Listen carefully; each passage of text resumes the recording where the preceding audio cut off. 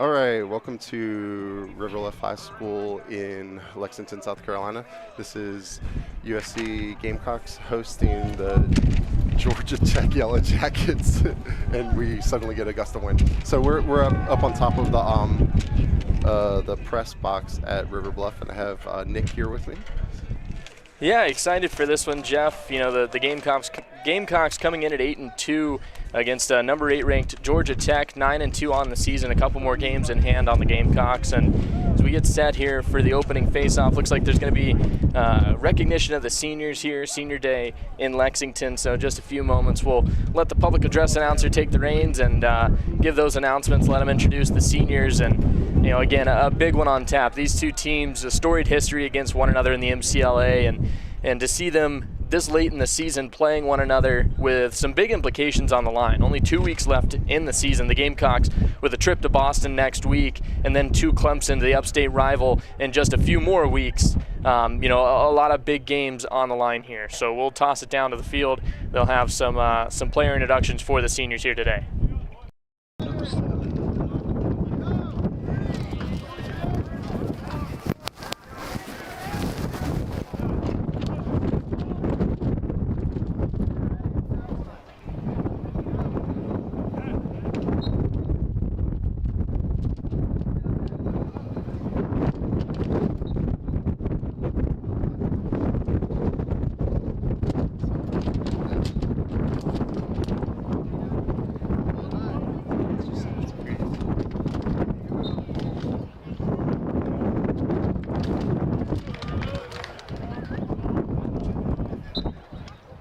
Number 8, Henry Maloney.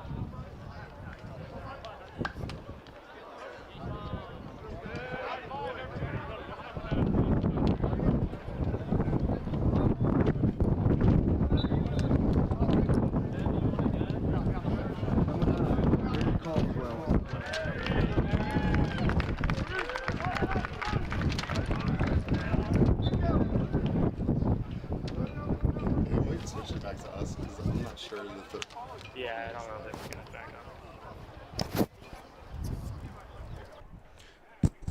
All right. So I'm not sure the PA announcer's loud enough here over the wind.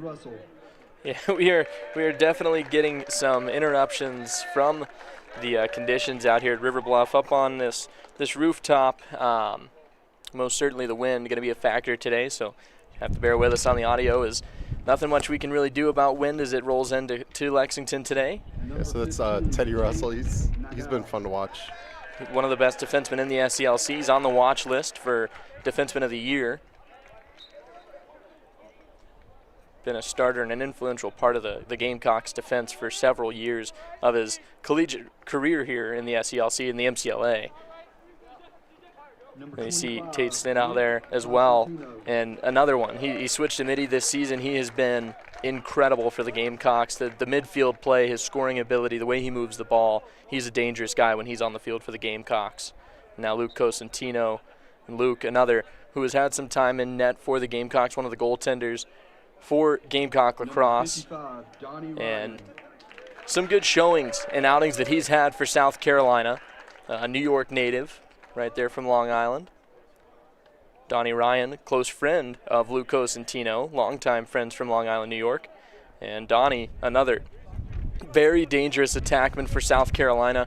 He's one of those that, you know, the finesse isn't always going to be his go-to when he's playing, but he's dangerous in front of the net. He's such a power body when he gets to the crease. He's not somebody you want to be in front of if you're a defenseman. Alex Petrish, the goaltender, stepping up. He'll get the start today, posting a 7-3 7.38 goals against average for the Gamecocks, a 5.56 save percentage, and a 9.25 saves per game average for Petrish. He's been the solidified starter for a couple years now for the Gamecocks. He came in, started his freshman year, didn't get a lot of time on the field for his freshman year. And then as he gets into his sophomore season, he's actually the goaltender who got between the pipes about halfway through the season in the Gamecocks national championship run 2 years ago and made some phenomenal saves, put up a really good effort. He backstopped the national championship for South Carolina, so he'll get the start today. And again, another big SELC contest between the Gamecocks and the Yellow Jackets, just moments away. The Yellow Jackets taking this opportunity to continue warming up on the opposite side of the field as the rest of the seniors get introduced. Reed Parker, Charlie King, another Charlie being one of those long stick middies, just incredible to watch. He's very finesse, very fast. He's a dangerous guy to interact with at any point when you see him on the field. He's physical, and that's the one thing about these Gamecocks this year. The physicality is almost like leaps and bounds different than what we saw last season. The defense is tight. They've got a good group here, and they've got a chance to make another deep run. Will Frith, the Fogo for the South Carolina Gamecocks, 76-31 in faceoffs this year. He's dealt with some injuries. He hasn't played in a couple games, but the Gamecocks hitting the brunt of their schedule here towards the end stretch. When they go to the Northeast next week and they see all those teams from Boston, those will be some big challenges, some really good teams up there this year. But Will Frith, the guy that you want at the dot when you got your face-off guy, he's your one. He's one of the best in the MCLA. I actually had the chance to talk with some SELC officials a couple weeks ago in the game against South Florida, Jeff, and you know, one of the heads of the SELC was there, and he mentioned to me there's not much competition for a better face-off guy in the MCLA as a whole. Yeah, he's a huge difference maker, and you could really tell it in those games where he wasn't there. I mean, I think we won. I don't know if he got injured on the road trip to Virginia, somewhere in there. I believe it was during that time up in Virginia that he was injured. I think it was an ankle of some sort, possibly. That's what I remember hearing correctly. Well, obviously, I have a little bit of a bias towards the starting netminder, Alex Petrish. He is my roommate, and you know, I normally get the inside scoop from him, but such a fun team to watch this year. So many seniors and so much experience. I think that's the biggest thing. A lot of these guys have been here and they've done it. They want to do it again. You know, after the South Florida game a couple weeks ago, I was lucky enough to get to the huddle after the game and just listen to some of the words from some of the seniors, some of the higher ups, and you know, a couple of these guys that transferred in, Charlie King being one of them, transferred in the year after the Gamecocks win the national championship, and says, you know, I didn't get to do it with you guys 2 years ago. I've been around this team. I love this team. I want to do it again. And so there's so much motivation after a first-round exit last year for this Gamecocks team that holds themselves to the highest of standards. I mean, you know, 2 years ago, they started out a little rough. They find that patch. Petrish starts shutting the door. They're winning games. He goes on a winning streak for literally the continuation of the season. And then last year, just a little bit of a different dynamic where the goal scoring wasn't quite where it needed to be. The defense wasn't closed up on every end and just didn't have the group to get it done. And it was a great group last year, but there was just so much talent in the MCLA last year that, you know, at the end of it all, we know that there is a different expectation this season. They're at the highest of standards. They've been there. They've done it. They won a national championship 2 years ago. They want to do it again, and it starts here. For me, I think today is your first big proving point in these last few weeks, these last stretch of games. Georgia Tech is the team that you want to beat before you travel to Boston, and then you have to play your in-state rival Clemson before the playoffs start. And the Gamecocks, again, posting an 8-2 record, Georgia Tech 9-2. These two teams pretty evenly matched. We look at the goaltending matchup again. Petrish with a 7.375 goals against average, a 5.56 save percentage, making around 9.2, 9.3 saves a game. Matching up today, we're assuming it's going to be Peter Zagrobelny, who is posting a goals against average of 6.636, a 5.85 save percentage, and a 9.364 saves per game average. Those numbers match up pretty well. These two guys, very talented. Petrish more of your get his body in the way. He makes some great stick saves, but he is a very physical goaltender, if that makes sense. He likes to get his body in front of a lot of shots, whereas a lot of goaltenders are first to use the stick. Petrish will use any part of his body that he can to stop a shot. Yeah, there were some games early on where, I mean, he's just absolute difference maker, just like Frith on the other end. And I want to say it was either the Florida State or the Florida game where just like shot after shot he was defending. Yeah. Yeah, that's just it. It's funny because knowing Alex now for 4 years, one of the things that he's always said is it's always seeing the first shot. Whether it goes in, whether he makes the save, he has to see that first shot, and then the nerves settle in, he locks in, and that's when you normally see him start to shut the door. So it'll be interesting to see how this all starts off today. Again, Georgia Tech posting some really good numbers this season with a 9-2 mark. Some guys to watch for the Yellow Jackets. Brooks Barrow has around 48 points, I believe, is what the MCLA had posted today when I took a look at that. Barrow, a dangerous goal scorer. He was for the past couple seasons a senior for this Georgia Tech team. He's one of those attackmen that the Gamecocks have said they're prepared to watch. They're going to keep an eye on throughout this game. They want to shut the door on him because he is a dangerous netminder. And for South Carolina, it goes both ways because Connor Egan, one of the new additions to this South Carolina team, a grad transfer from Georgia. He's a midi, but when he's in on the offensive side of things, he is an incredibly dangerous player. I mean, he has done some things that, like, you know, you talk about Pat Riley, who was with the Gamecocks last season, and he was almost always going to score every single time he touched the ball from a certain spot on the field. Connor Egan doesn't need to be on any certain spot on the field. He will get the ball. If he has room, he'll make you pay for it. I've seen him cross some guys up, make those ankles hurt. He's just such a dynamic, dangerous player. I'm excited to see him play today.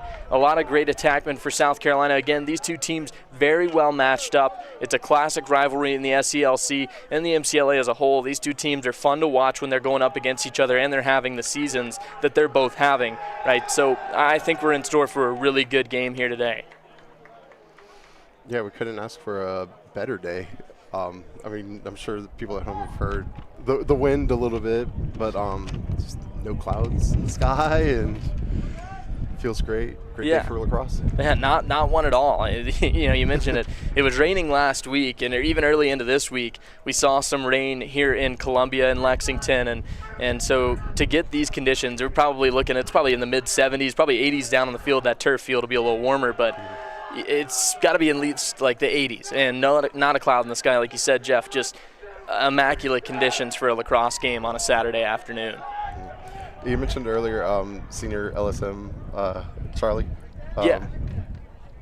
He was on the field starting on the field during the first lacrosse game I ever saw. Well, there you go. Full circle moment, right? Yeah, playoff game between AC Flora and Christchurch, and still probably the best game I've ever seen.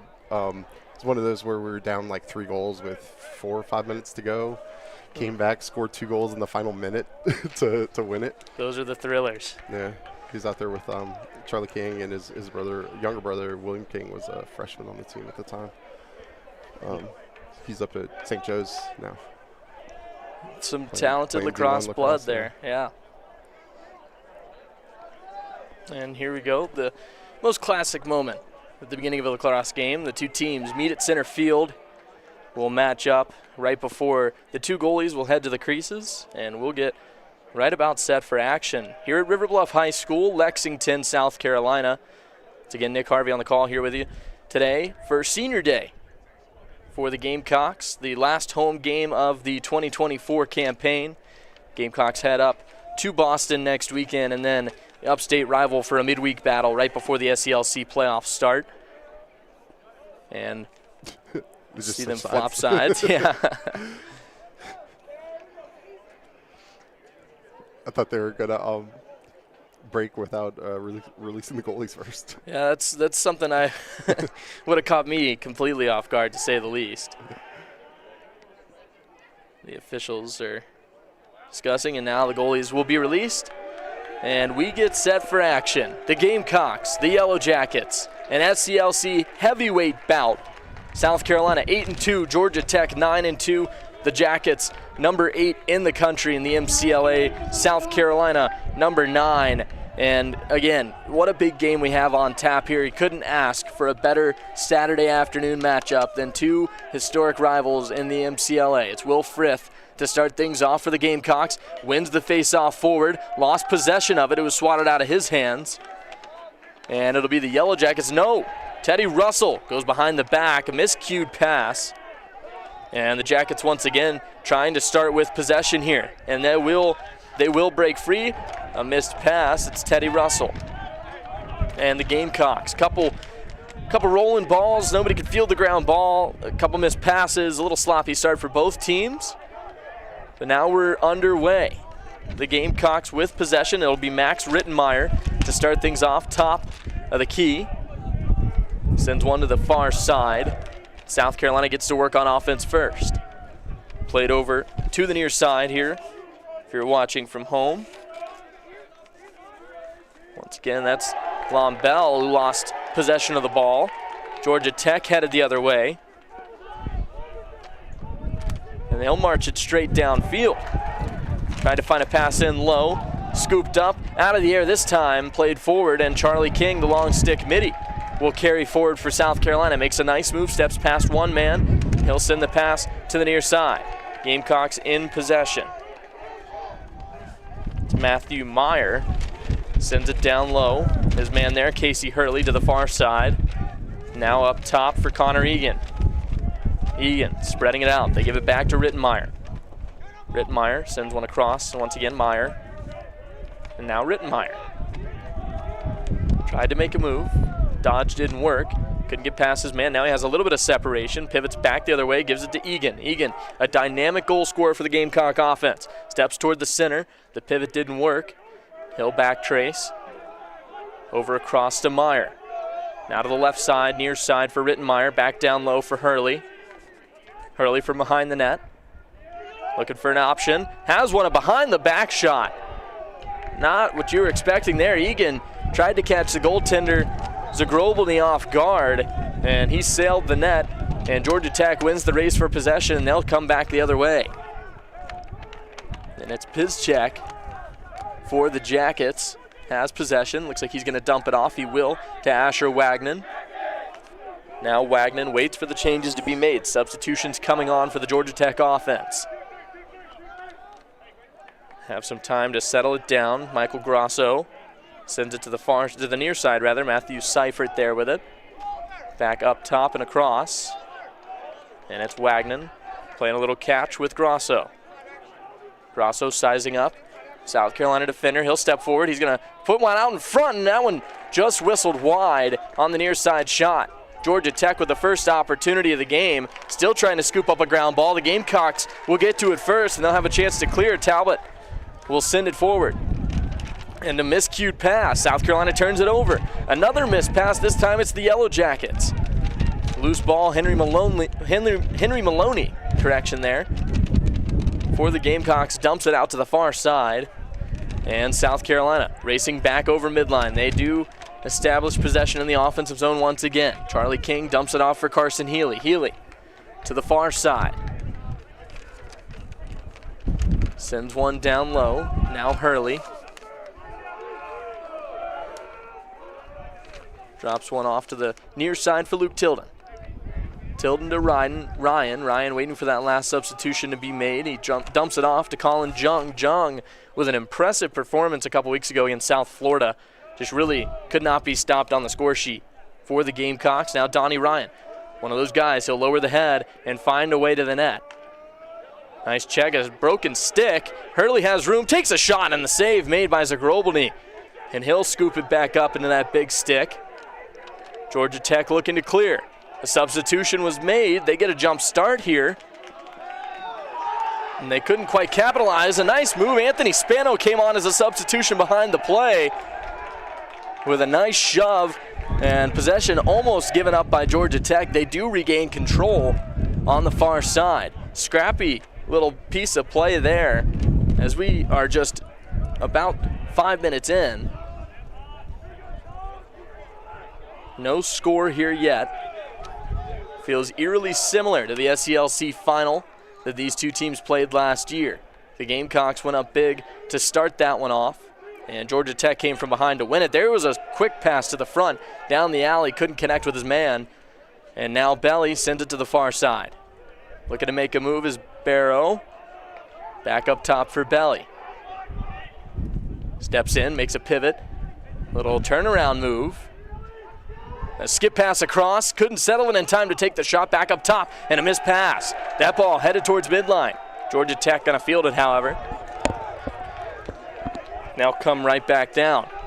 With a little bit of a step, there's the shot. It beats him between the legs. And the shot for Georgia Tech, DJ Lewis strikes first. The Yellow Jackets up 1-0. It beats Petrish right between the legs. And it was a pretty wide open chance for the shot there. And the Yellow Jackets establish the first lead of the game. It's DJ Lewis. 1-0 Jackets, 8 points. Make that his 9th for Lewis. 9th goal of the year for Georgia Tech. And back at the face-off circle. It's Will Frith. This time, a nice battle for it. They scoop it up. Frith wins it, and it was a Gamecock coming in to help Luke Mounier. Mounier down the far side.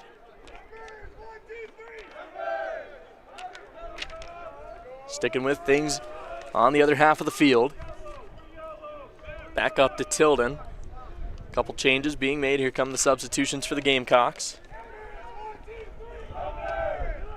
Donnie Ryan steps on to help the offensive effort here. And it's Meyer to Ryan, now to Tilden. Tilden up top. He's quick and shifty. Couldn't evade the defender there. Dumps it off to Donnie Ryan. Ryan looking. He'll step forward. Has room. Shoulders off one defender. And that shakeoff not doing much. It was a turnover and a change of possession. They say the last stick it touched was South Carolina.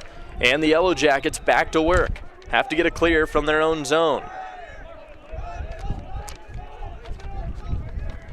There's a fanned pass. Loose ball fielded by Meyer. The Gamecocks take a shot. It was Meyer. Rings it wide.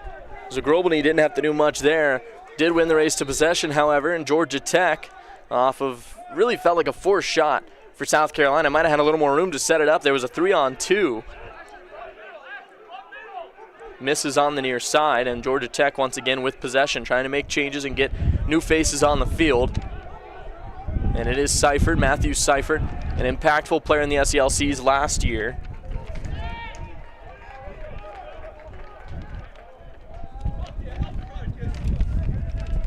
Saw his name a couple times down in Jacksonville at the Bowles School.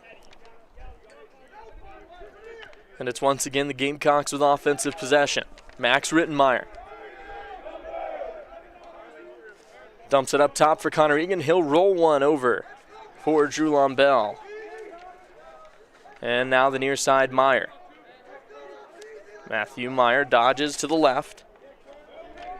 Steps down low, still has room, looking, sends it to X. Back up top, here's the shot, just rings wide.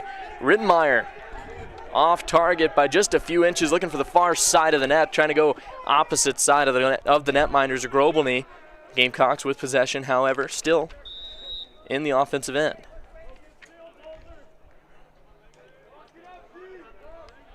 I noticed earlier there is shot clocks here at both bottoms of the scoreboard. Makes it a little easier not only for us but for the players. And here's a shot from Egan that bounced off. Might have been blocked by a defender. And South Carolina wins the race for possession once again on that effort.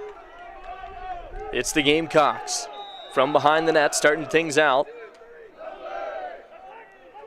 To the near side comes Meyer. Spins inside, has room. It was swatted out of his stick. Tried to save it up, and the defender scoops it up for Georgia Tech. And the Yellow Jackets once again able to exit here.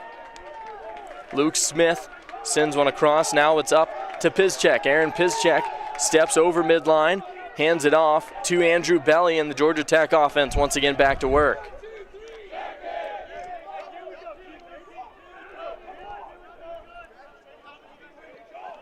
Belly holding on to it. Georgia Tech getting all their subs in.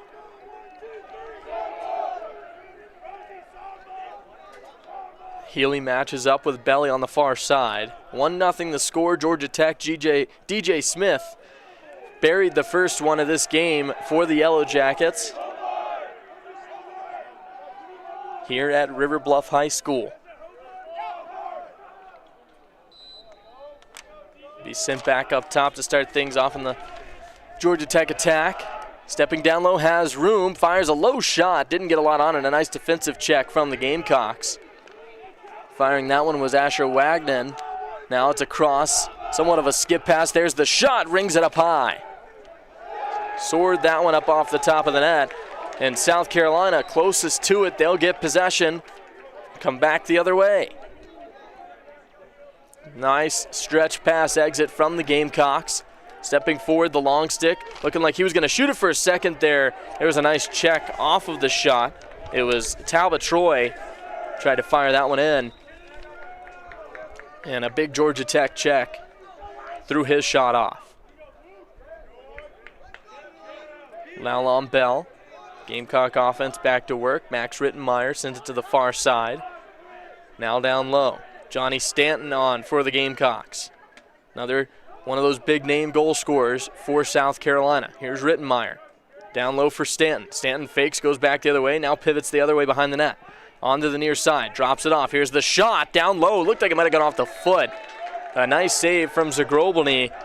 And South Carolina back to work. The shot clock will reset. 80 seconds back on. Looks like we finally got a little bit of that wind to calm down as well, as we are in the final 5 minutes of this first quarter just about. It's Lombell. Sends one across to the far side. Stanton from behind the net at X. Stanton pivots back the other way, sends it down low. Egan looking, doesn't have room. He shoots one from really an off-shoulder shot there. He was facing the defender, or rather facing away from the defender, and just took a quick pivot and released that one, soared it up high. It'd be a tough shot for the goalie to see. Yeah, no kidding. I mean, really didn't give Zagrobelny any time to think about it. If it was on target, it was probably in the back of the net. Rittenmeyer. Back up top for Stanton. Now to Egan. Connor Egan steps down the alley, fires a shot for the far side, and he'll miss his target there. Still about half the shot clock remaining, 43 seconds. Gamecocks once again. Johnny Stanton has plenty of room. He shoots one on the near side, and he misses that one. Georgia Tech, nobody at X for South Carolina there to retrieve that rebound or get to the race first. So the Gamecocks sacrifice possession once again on a really nice shot from Johnny Stanton, just off target with 4.5 to play here in the first quarter. The Yellow Jackets leading 1-0. Zagrobelny looking to clear. Plays it over to Higgins. Hudson Higgins now. He's going to use a burst of speed to get across midline, and the Yellow Jackets make the exit clearly. And I'll tell you, the other thing here today too, Jeff, you know, we talked about how big this rivalry is, and you can see it. I mean, not only just because it's senior day, there's a lot of Gamecock fans here, even some River Bluff students and families, I'm sure, but you know, a lot of Georgia Tech fans here. They travel well, and especially for a game of this nature, a lot of parents, a lot of fans here for the Yellow Jackets too, so really makes for a kind of almost a neutral site game with the fact that we're at River Bluff, but the Gamecocks definitely outweigh the majority of attendance here to Georgia Tech. Yeah, when we're away from the campus, USC campus, you know, it gets a little tougher for students to get here, I guess, but good for the community, you know. Exactly. And a sacrifice of possession there for South Carolina. Misplayed pass off of the stick of Tilden, and Barrow stepped in, took a shot. Petrich made the save, and it went off of his own defender's leg, actually back towards him. Luckily missed just on the near side of the net. So now Petrich to the near side. Teddy Russell, the Gamecocks, looking to exit. Past midline, Connor Egan has possession. He makes a great move, full on, swum the defender there. He'll send it off to get some rest. They'll send on a substitution. It's Donnie Ryan. Gamecocks. Johnny Stanton to the near side for Meyer. This offense, we saw a little bit of a shakeup. Weren't putting up a ton of goals necessarily in these early season games. And Corbett Glick, an alumni of South Carolina, alumni of this lacrosse team, we see a shot possibility coming here.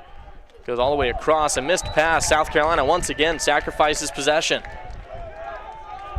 Heavy checks forced the miscued pass, and Georgia Tech will come back the other way.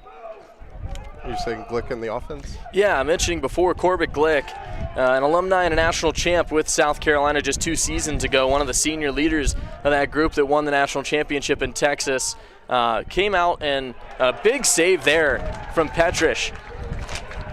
On the shot from Pierce Quarles, Petrish turns it aside with the stick, and the Gamecocks once again get another chance on offense. But again, mentioned Glick came in about midway through the season. He happened to be working about an hour away, got lucky enough to get the opportunity to come back and sacrifice some of his time to come help, and took the offensive coordinator role for a couple weeks here for the Gamecocks and really changed the entire outlook of how the Gamecocks are running their offense. And you've seen that improvement since. Gamecocks scoring more than 10 goals on a lot of teams here recently, just off of last weekend, beating Alabama and earning a forfeit against Vanderbilt. Vanderbilt didn't want to show up. There's a quick shot from South Carolina from Egan. Looked a little forced, and once again, Georgia Tech with possession. But, no, again, Alabama, a team that is kind of making their rounds through the SELC, haven't found a lot of success. The Gamecocks being one of these storied programs in the MCLA now, or at least over the past 5 to 10 years. And so for the Gamecocks, it was just a matter of going in and taking care of business last weekend, and then they get that done in Alabama against the Crimson Tide. And again, Vanderbilt, some struggling numbers, a lot of things going on there that they were not set to play against South Carolina. So the Gamecocks did force Georgia Tech to give up possession there just a few moments ago. There's a nice check once again from the Gamecocks. A good hit. Ball's loose. Georgia Tech wanted a penalty call. And that's one of the things we have seen with this South Carolina team is every now and then when things get physical, you've got to recheck the discipline. We've seen some penalties over the past few weeks, especially that South Florida game. I remember several penalties handed out to the Gamecocks that just a little too physical at times. As Georgia Tech once again steps in on offense. And it's Barrow who really hasn't had a ton of time in this action here. He tries the turnaround shot, and a penalty called. Georgia Tech gives up possession. The Gamecocks right back on the attack. Got to get it clear. Teddy Russell to Alex Petrish. Petrish sends it the length into the quarter, and it's Stanton with one last chance. Horn blows. Into one. It's Georgia Tech leading South Carolina 1-0. The Gamecocks giving up the only goal so far here, but a really, really solid back and forth. A couple great saves from Zagrobany, some nice stops from Petrish on the other side, and it's about what we expected, a goaltending battle here. These two teams, both very talented, both very good, but it's the Gamecocks that need to find the score sheet next as DJ Lewis, had that first goal for the Yellow Jackets. Jeff, what do you think about that first quarter? I was surprised you mentioned at the end, like, penalty issues. There were no flags that quarter, were there? Yeah, not a single flag. And that's, Dakota Kirsch Downs, the head coach of the Gamecocks, he runs a very tight ship. I know when he took over, he had a set of stipulations that he expected out of his team.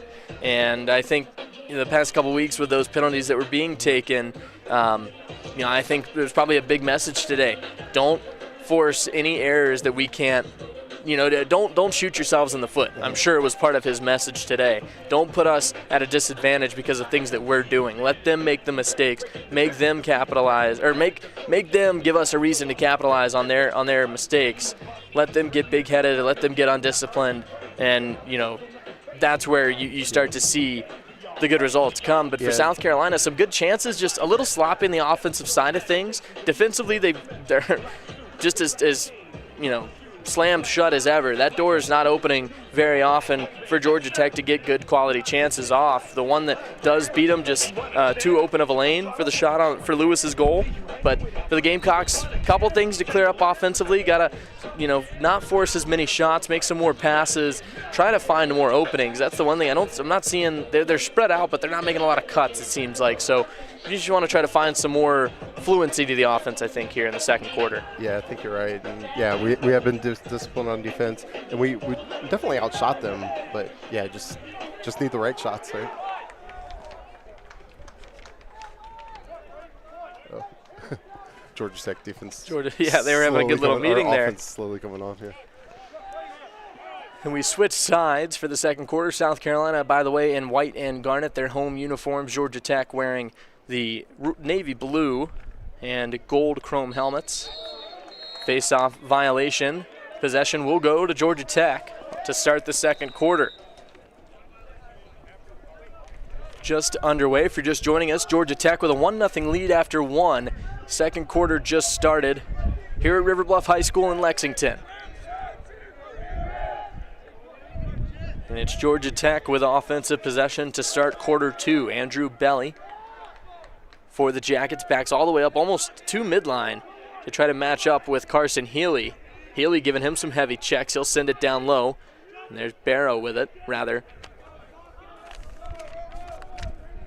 Joseph Rose as it goes all the way to the far side now. Pierce Quarles, another dangerous Georgia Tech attackman. 34 points on the year for him. Comes a dip down low, a quick shot. Petrish closes it up. Second opportunity off the rebound, not a defender there. And a wide open shot.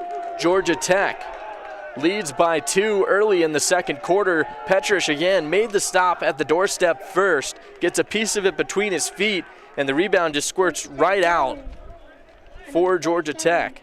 The score is now 2-0.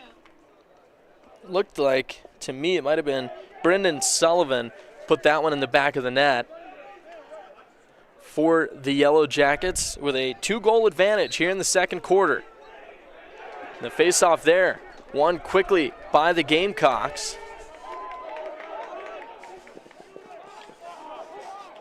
That was actually sophomore Coleman Glazer who won that one for the Gamecocks. They get possession. Anthony Spano drops it off for the Gamecock attack. It'll be Hurley to start things off for South Carolina. Sends one across to Rittenmeyer, quarterbacking this offense here this afternoon. Sent down low, Johnny Stanton. Stanton takes over X. Hurley now to the left side wing. And it's back up top. Lombell joins the attack. Makes a nice move, has some room, steps down, couldn't get past the second defender. And he'll divert to the right side, near side. Intercepted pass, Georgia Tech takes over possession, the Gamecocks. Johnny Stanton tried to push one to the far side, left side of the net. And the Yellow Jackets there and ready for it. Turn it over, but there it is. Georgia Tech coughs one up. The Gamecocks. And again, we talked about it. The start of the first quarter was a little bit of like a feeling out process between these two teams. Some sloppy play, not quite connecting on all their passes. And once again, we see the same start really to the second quarter. Just not the cleanest passes, sacrificing possession back and forth, but ultimately it looks like the Gamecocks are going to get a chance to respond to that 2-0 deficit that they face at home here. Tremano with the ball for South Carolina. It's a beast of a run right there. Well, I'll tell you, he's one of those. He came in as a transfer this season too, and he has been nothing but phenomenal for the South Carolina defense. And you mentioned it there, Jeff, just unbelievable run. He took probably 3 different checks there, did not cough up possession, and was able to excel that ball forward for the attack. There's a quick turnaround shot for the far side. That one misses. Firing away was Harry Carswell, one of the seniors recognized today. And they give possession to the Gamecocks. Whistle, blue play dead there, not sure. Extra ball. Oh, there was a loose ball on the field. And it'll be Johnny Stanton one-on-one. Trying to isolate himself, takes a spill, steps back, has room, takes the shot, just misses to the far side. That offhand shot from Stanton, he's dangerous when he's got room. That one from a top angle just didn't quite work the way he wanted to. Now from X, Hurley fires. Ridmeyer caught it, now in front, the shot, they score! The Gamecocks respond. A pass wide open in front of the net. It was John Gerald, and it's 2-1 South Carolina. responds for the first time here. Gamecocks on the scoreboard. And that crowd and that bench for South Carolina got wild pretty quick. They got loud. And again, you know, I mentioned it before, these two teams used to seeing each other in the regular season and having some spirited games, but even more so in the playoffs. See, I don't feel as though we're anything shy of seeing at least two meetings between Georgia Tech and South Carolina. Could be the SCLC playoffs. They'll see one another again. There's a quick transition, and Georgia Tech, with a quick response, they lead 3-1. That feed down low, and a wide open man for the Yellow Jackets. And in transition off the faceoff win, Georgia Tech extends their lead to 2 once again. Just took seconds after South Carolina scored their first. They would extend the lead back out. Back at the faceoff circle, the Gamecocks trying to find another sign of life on offense. It's once again the sophomore faceoff for the Gamecocks. Healy with a nice check. Stayed in the pocket, however, with that Georgia Tech stick, and now Healy scoops it up for the Gamecocks. A flag down, the persistent forecheck for the Gamecocks going to draw them a penalty. They'll go man up, possibly here. We'll see what the call's going to be, but the Gamecocks with possession and the extra man for the offense. Getting things started offensively is Colin Jung. Sent one quickly to the far side. Looks like Drew Lombell there on the far end of the field. Back up top for Jung. Now Jung down low, steps to the alley on the far side, looking for room. Fires a shot, he scores up top. It's Colin Jung. He's not slowing down for anyone. The Gamecocks back within 1 with 11 minutes to play here in the second quarter. We've got a good back and forth game.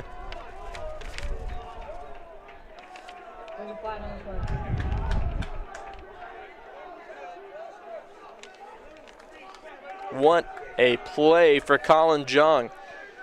Just stepped past his defender, had enough room, and top shelves it over Zagrobany. We're back within 1 with 11 minutes to go in the second quarter.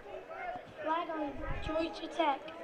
And that flag That's 1 minute. does follow. It's a 1 minute for Georgia Tech. We hear the PA announcer here at River Bluff. Shout out the PA announcer. I believe that's Cameron Register. He's the son of Chris Register, the varsity coach at River Bluff. My youngest son played travel wall with Cam. Well, we call him Reggie. Love to hear it. There's a timeout for the Gamecocks. They'll get themselves set up on offense. Again, that penalty to Georgia Tech, it was number 37, Wilson Halloran, with a 1 minute penalty there. And we see our first timeout of the first half. Yeah, so we went 15 minutes, 1 goal, and then 4 minutes, 4 goals. Yeah, exactly, exactly. This second quarter definitely opening things up a lot more for both teams. The Gamecocks net 2, Georgia Tech nets 2. So I'm gonna put some. We're still on. I just have background music because of that. But yeah, that's been an exciting 4 minutes. Yeah, no kidding. A lot of back and forth lacrosse here to start this second quarter.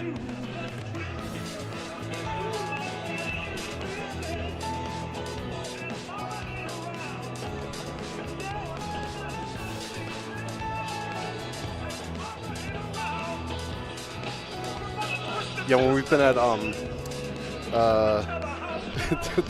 Bojangles Arena at Milford or whatever they call it. Yeah, you can't see the shot clock there. No. From the fan side. No, definitely a big advantage to have the shot clock here at River Bluff on both sides of the field. As you see, it's still just about 10 seconds gone by on that shot clock of the man up for South Carolina as we get back underway here after that timeout. And it's Connor Egan to start things off, straight down low. Quickly for Hurley. Back at X, Hurley. Now to the far side. Sends one across, now to the near side here. It's Egan. Drops one off for John Gerald. Now Egan once more. Back up to top at the center. Looking across, fakes the pass. There's Egan. One of those guys they got to get a stick to quick. There's the shot. He sails that one over the top of the net. And they'll come at it once again. The Gamecocks with possession, man up. Got to watch that on the near side of the field here. 40 seconds on the shot clock. That penalty is about to release. There was a quick shot and a save from Zagrobny right towards the end. Georgia Tech back to full strength. And they'll make a quick transition here, just how they scored their third goal. But the Gamecocks well more prepared this time to face that Georgia Tech attack.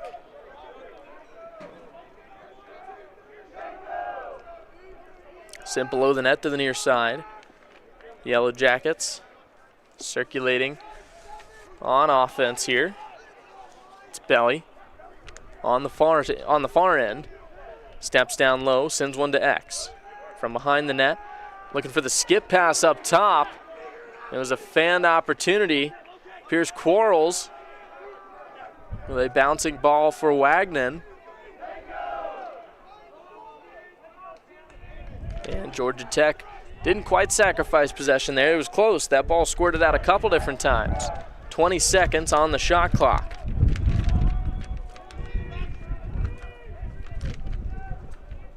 Dips it off from behind the net. A quick shot off the post. And another opportunity, point blank for the Yellow Jackets. Just about cost South Carolina their 1-goal deficit.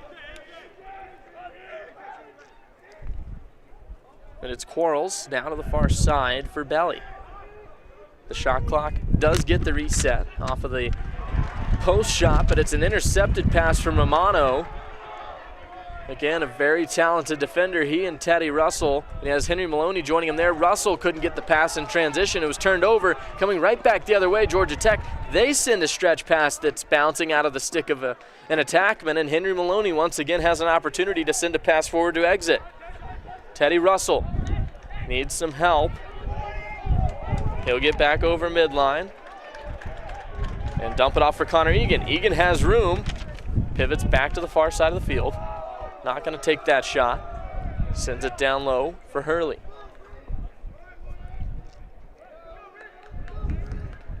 Rittmeyer sends one over to Carswell. Carswell down the near side, back up to Rittmeyer, missed on the pass there. And it's Hurley. Hurley looking for room, has it, takes the shot, he scores! South Carolina ties it here in the second quarter. It's Casey Hurley between the legs of the netminder Zagrobny. What an effort, single-handedly from the attackman. We're knotted at 3 with 7:31 to play in the second quarter. The Gamecocks fight back here before halftime.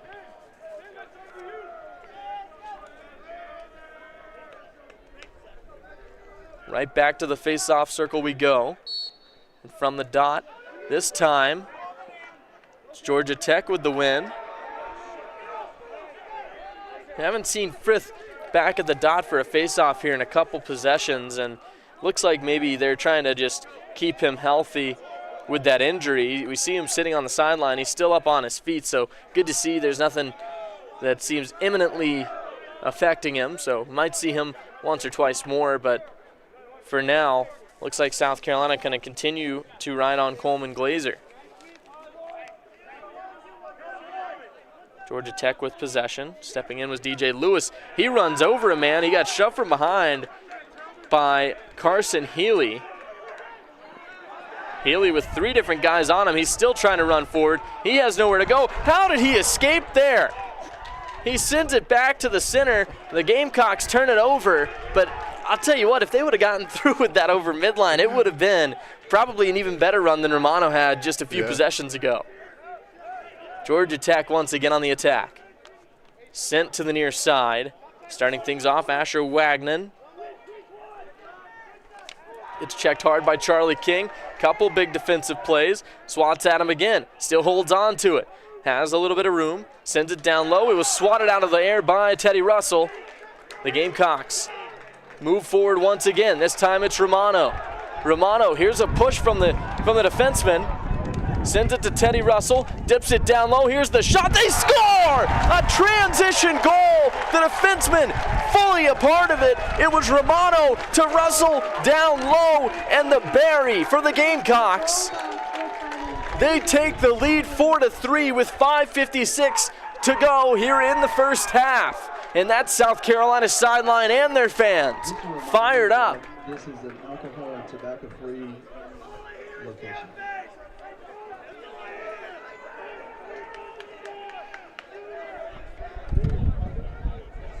Back to the face-off dot. And then they'll call an early start, Georgia Tech, once again.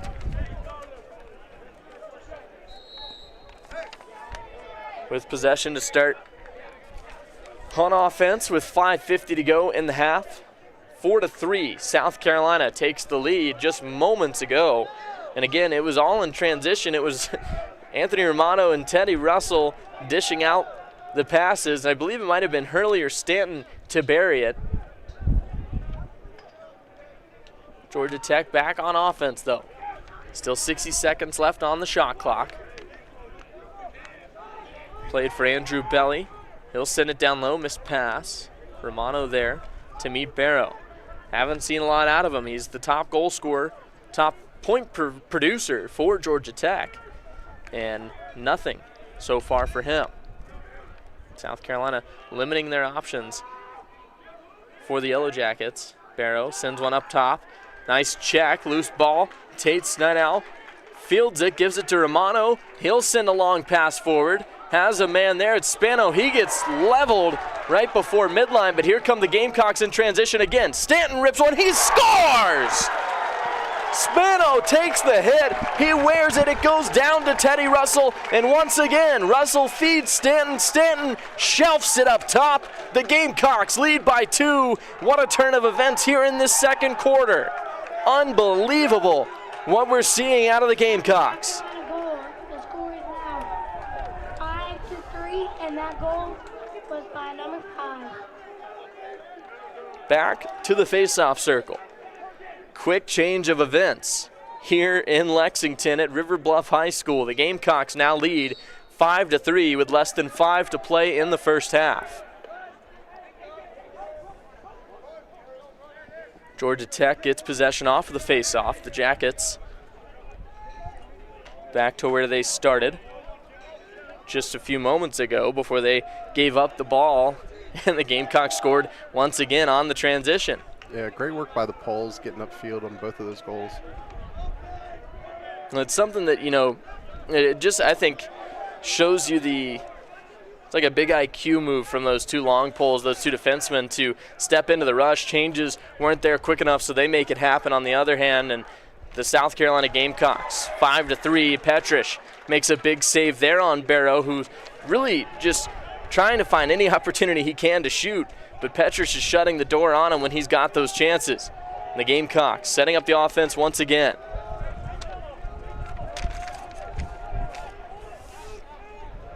Up top, a lot of room to shoot. They score! They waste no time in the offensive zone.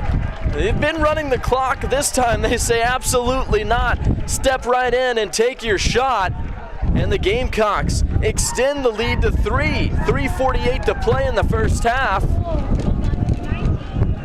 And it was Luke Tilden to bury that one over the far side shoulder, opposite shoulder of Zagrobelny. Suddenly, a change of the tide here in Lexington. It's Carson Healy, or rather AJ Gallegos, to take this face-off. And he wins it for the Gamecocks. King loses possession. Gallegos lost it as well, and it looks like we got a hold. They'll give possession to South Carolina. So the Gamecocks back to work on offense. And it's an offense that's buzzing right now. Looked like a timeout called. And that's South Carolina sideline getting fired up.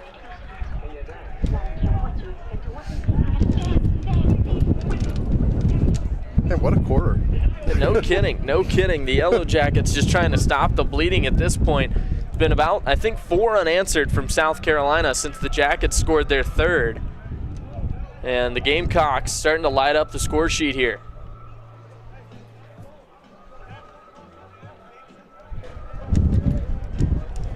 Oh man, that wind is back. It sure is, yeah. I can feel it, not only hear it in the mic, but I also, it is just whipping my hair around up here. Yeah. These conditions, again, beautiful day, but when you're this high up, that wind will let you know it's there. Yeah. Yeah, I'd love to be a left-handed hitter for River Bluff. Baseball field behind us. Yeah, we were. Wind blowing this way. No kidding. I noticed that on my way up. They've got a absolutely beautiful athletic facility here. Yeah. At River Bluff High School. Yeah. Have you been out here before? This is my first time. Okay. This is my first time here, so. Yeah, and the school is huge, and it's like a college campus just up the hill from right. us. Actually, I can show where the school is on the stream up that hill. But yeah, great facilities here. Pretty impressive stuff, to say the least. I mean, this almost, I mean, it is, I would say, bigger than some of the in-state colleges that South Carolina has. Definitely kind of almost gives me a reminder, like a feel of Benedict College or Charleston Southern down in North Charleston. Just a nice big facility kind of wraps around the entire field. Just the road there. That's what's giving me the Charleston Southern feel, is the scoreboard with the main road behind it. Yeah. As the Gamecocks get back to work on offense, 3.5 to go in the second quarter. They lead by 3, 6-3 South Carolina. And they're back to work on offense. Missed pass. Egan has to chase it down as it heads towards midline. He will stop it up. Georgia Tech defender there to get on him quick, rather a midi. For the Yellow Jackets, it's Egan, has room, steps forward, trying to find a shot. He does take one, misses to the far side, and this time Georgia Tech, the first to it. The Yellow Jackets take possession. Yeah, Egan had a short stick on him. He wasn't going to pass. He's like, oh, wait, this is my turn. No, yeah, he was trying his best to find room, couldn't quite do it. And just fires that quick shot. But Georgia Tech takes possession, and they call a foul on the back end of that entry for the Yellow Jackets, and it's going to be South Carolina possession once again. It's the Gamecocks with the offensive possession. Johnny Stanton zips one down low quickly. The Gamecocks back in business. Rittenmeyer, affectionately known as Risenmeyer by a lot of his teammates. He'll step down into the near side alley. Lots of Riz. Lots of Riz, apparently. Nice. That's what I've been told. That's what I've seen a couple times. And my time around, they call an over and back there on the Gamecocks. Georgia Tech with possession. They're going to try to make a quick transition out of this, but the Gamecocks get their substitutions on before the whistle blows.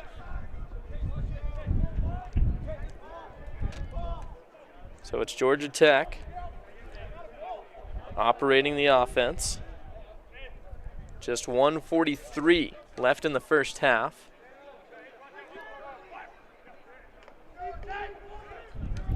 Back up top. Yellow Jackets looking for some room.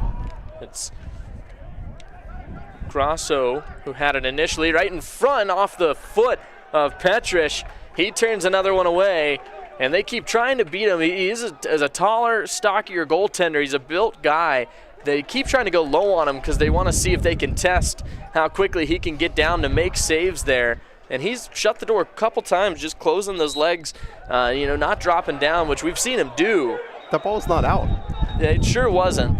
No, they got the wrong end line on the sideline here, and Coach Dakota Kirsch-Downs just smacked that line to make sure the referee saw it. He's still talking to the officials. But they're gonna give full possession to Georgia Tech here. That's a bold call from this officiating crew.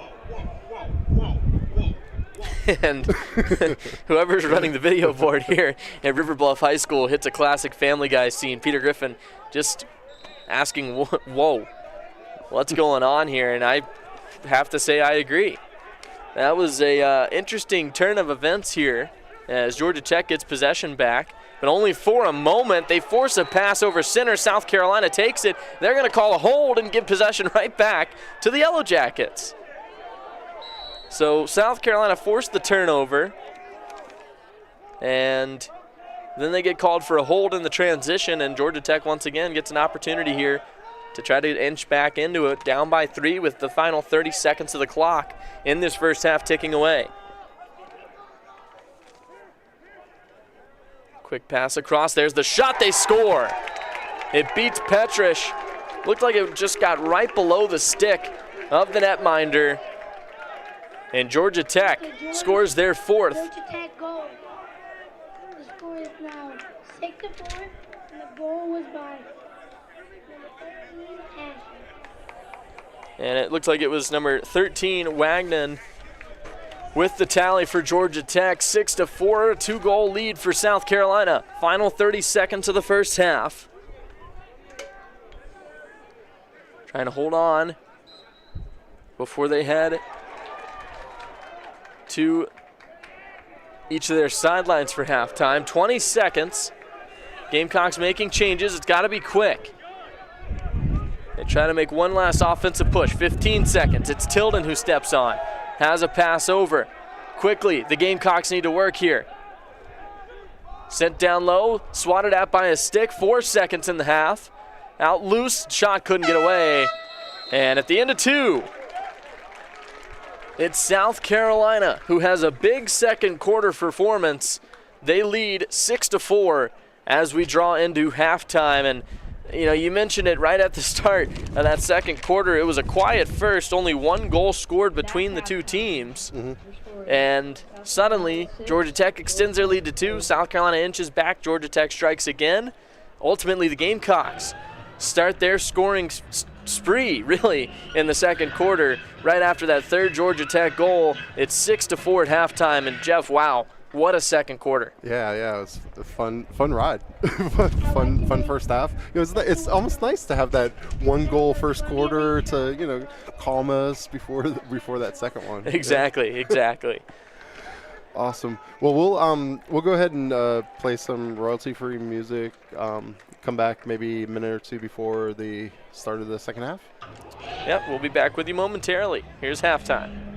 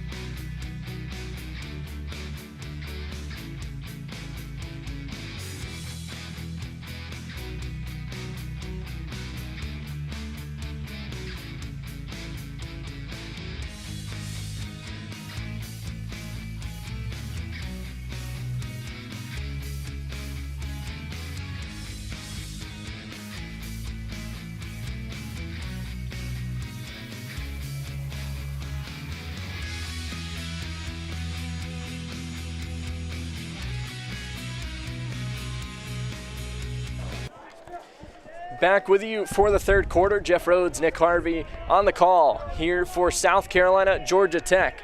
6-4, Gamecocks lead by 2 to start the third quarter. As we get set for the opening face-off, the Gamecocks with an impressive second quarter, 6 goals, all in the second quarter. 3 from the Yellow Jackets in the second quarter. They scored first in the first quarter, but it's the Gamecocks with 6 in the second quarter to have this lead now, and it's Georgia Tech on the opening faceoff, a false start for the Gamecocks, and they'll get back to work on offense. Starting things off is Andrew Belly for this offensive possession. He'll send it quickly to the near side, down low for Quarles.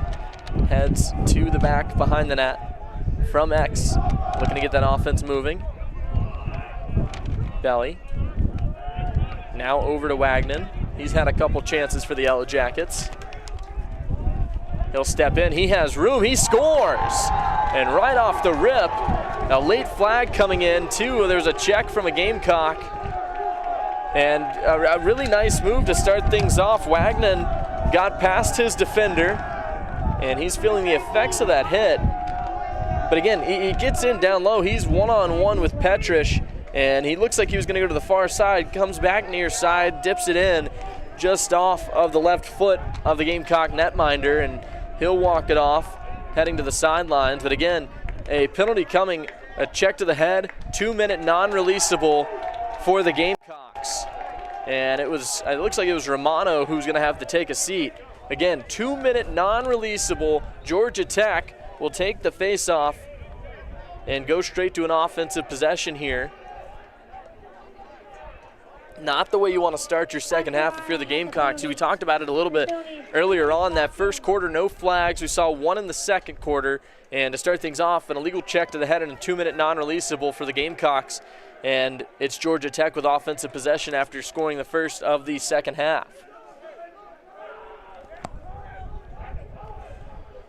Yeah, lacrosse is such a momentum sport. You don't want to give the other team anything, really. No, not at all, especially in this game with these two teams, again, big rivals in the SELC and in the MCLA as a whole.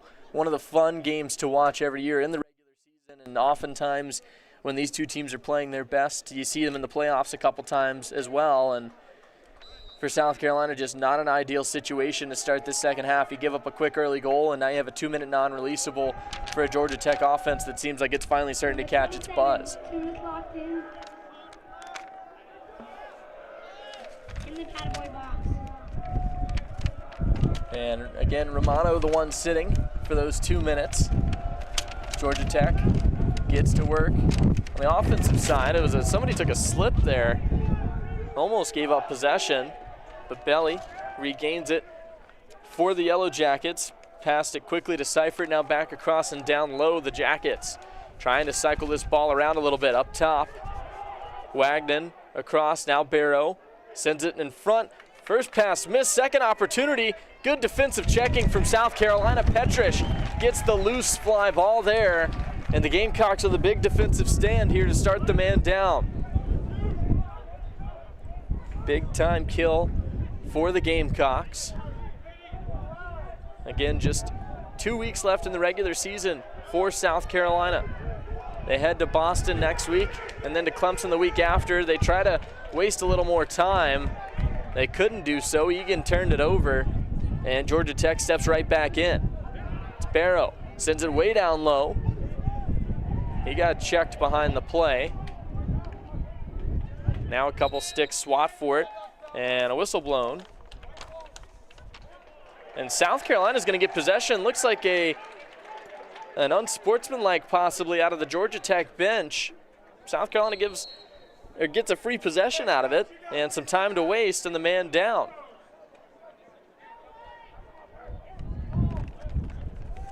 So the Gamecocks headed towards midline and came right out of the stick of Colby Morales.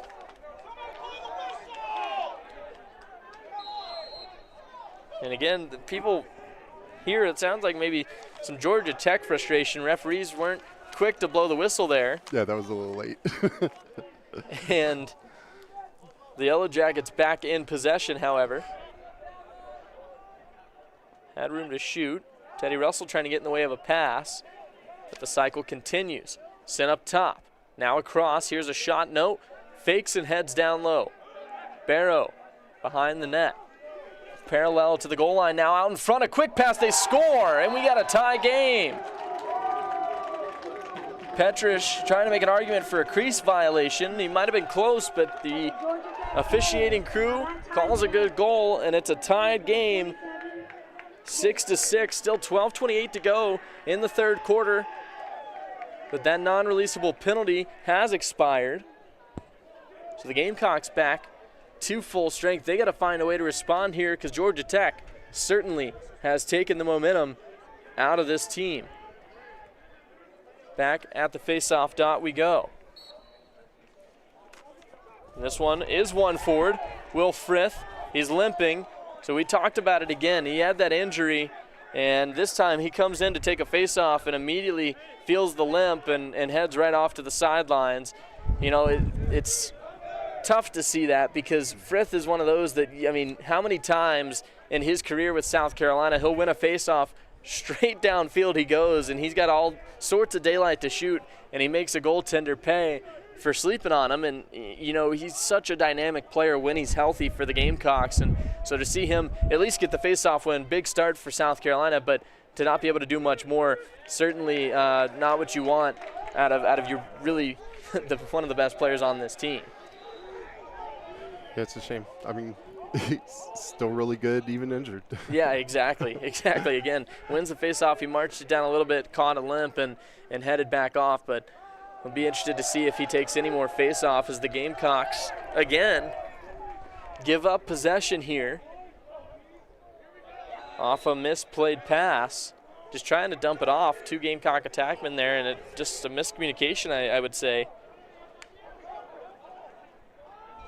So now Georgia Tech will go back to offense. A nice set of checks. Ball is loose. Gamecocks scoop it up. Moving forward with it for South Carolina is Talbot Troy. Drops it to Connor Egan. And now Egan holds on. Last substitutions coming on for the Gamecocks. It's Lombell to Rittenmeyer. Rittenmeyer down low, back up top. Hurley. Rittenmeyer then to Lombell, now Lombell. Steps across, has Stanton, the quick shot, just misses on the near side. We've seen that a couple times, almost like a one-timer for Stanton where he just catches and shoots from the middle, and he couldn't do it there. So now Hurley back across. Gamecocks back to work on offense. Johnny Stanton from the top. Had a pass from John Gerald. Stanton pivots, has room. Looked like, I'm not sure if a stick got in the way of his shot there. He just didn't quite get what he wanted from it. But it soared over the net. South Carolina was the first to it, and they'll get possession back. Rittenmeyer looking. Saw him choke up a little bit on that stick like he was about to rip it. Decides not to. 15 seconds on the shot clock. Egan makes a nice fake. 10 seconds on the shot clock. And they score! It was Rittenmeyer who threw one in from distance. Zagrobelny, I'm not sure he saw it. When he saw it behind him in the net, he looked frustrated. Like maybe it like hit off his shoulder in or something? It might have bounced in off of him because he certainly wasn't pleased when he saw it behind the goal line in the back of the net. But the Gamecocks get a lucky one, and they lead 7-6. Once again, the Gamecocks on top.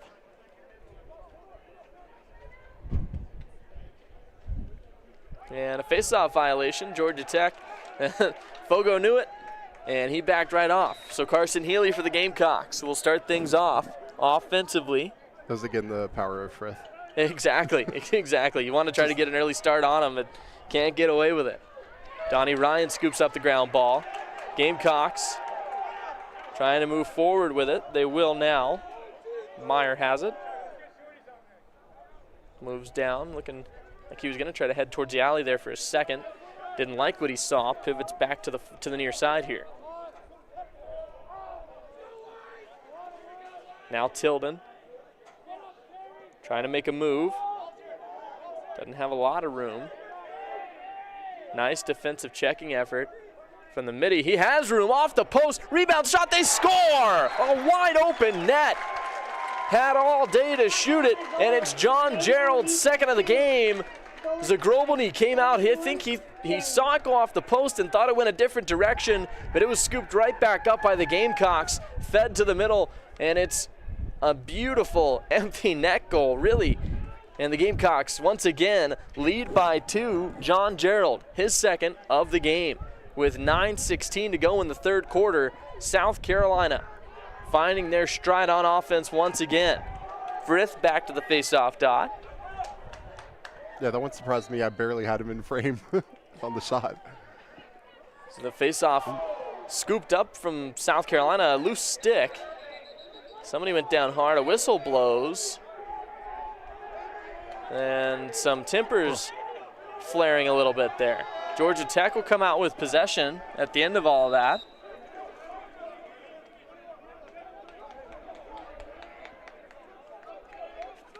And so it's the Yellow Jackets ultimately back on offense. Not sure where that exchange of shoves came from, what it was due to. There was a little bit of a tie-up at the end of that face-off, that last face-off, but didn't seem like anything really escalated more until we got to the goal line in front of Petrish. Georgia Tech, they find room, they score! On the near side, it beats Petrish on the inside arm. And the Yellow Jackets respond just like that on offense. It's a one-goal game once again. A thriller to close this one out. We still got 8.5 in the third quarter and a full fourth quarter to play. But the way that this one's going, I think anybody would be fair to say this one is going to be down to the wire with the way these two teams are playing. Back and forth lacrosse, exactly what you'd expect out of the rivals. And it's Frith once again to take this face-off for the Gamecocks.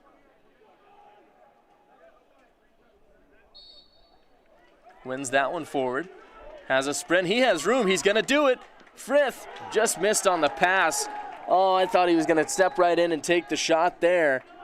The Gamecocks sacrificed possession off the face-off win. Frith with a miscue. And it'll be Georgia Tech back on offense if they can get past midline. We've seen the Gamecocks force one out of them so far today.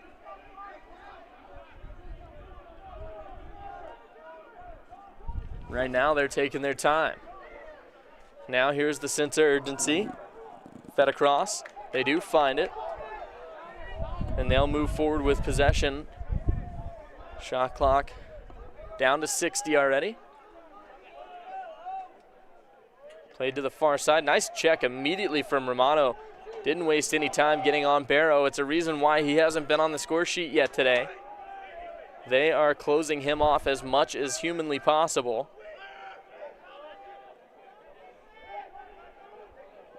Now he has room. He'll take the shot. Save made by Petrish. The bounce off the thigh, it looked like, of the Gamecock netminder.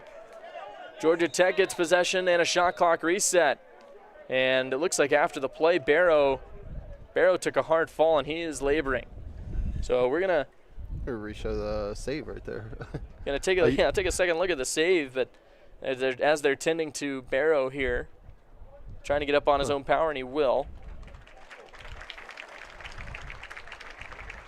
Yeah, not sure. It looked like maybe just a weird plant, possibly after the shot. But again, just a really, really good save there from Petrish. He had all day to shoot it. And again, Petrish he saw it all the way, got a piece of it off the thigh. And so Georgia Tech will go back to possession here with a reset shot clock. And they're moving quick. Almost a miscued pass for Seifert. Now he steps up to the middle. Misfired pass. Nice set of checking work there from Teddy Russell. Tried to kick it. But Georgia Tech ultimately comes out with it. 20 seconds gone by in the shot clock. Seifert back up top has his man Connor Ryan. He gets checked hard from Romano and a flag down. South Carolina going to have another penalty call coming up. As a man shakes free, that was Wagnon on the far side. Now Wagnon once again. Heavy checks. Healy throws a nice hit. Ball goes out of possession. Georgia Tech on a missed pass, but it's going to be Romano headed back. Just 30 seconds on the penalty.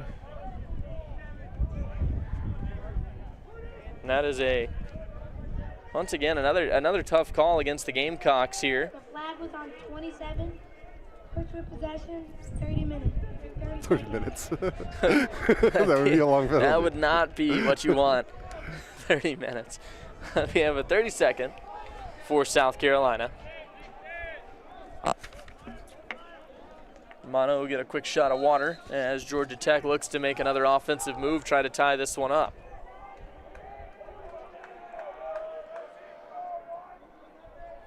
From behind the net, starting it out. Here's in front, a shot, they score. Right off the rip, they waste no time. Romano heads back out. Georgia Tech ties it up here at 8. Tied it up. The goal is by 47, Joseph. And Joseph Rose, the one to do it for Georgia Tech. Had room, got in front once again. That's where a majority of these Georgia Tech goals have come, is just right in front of the net. And the last thing you want is a one-on-one with your goaltender, Petrish, who you give him time to make a save. Normally, he's going to make that happen, but a lot of these moves in front, a goaltender has a tough time trying to make a stop. And, again, just the defense got to buckle down a little more, protect their netminder out in front. Frith will win another face-off, tried to swat it forward, might give up possession. And the loose ball couldn't be fielded quite yet. Charlie King running like a bull in a china shop towards a Georgia Tech long stick. But the Yellow Jackets will have it. Played across, fielded by Quarles. He sends it down low with room to shoot. Doesn't decide to do it. Henry Maloney with a nice check. Good piece of defending there from number 8, the senior. Now Grasso has possession for the Yellow Jackets.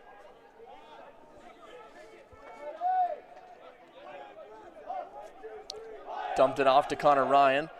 Ryan missed on the pass. That one's headed towards midline. Here's the battle for it.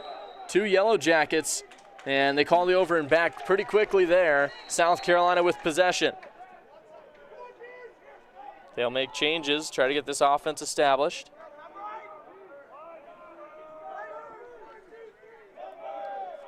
Now Connor Egan.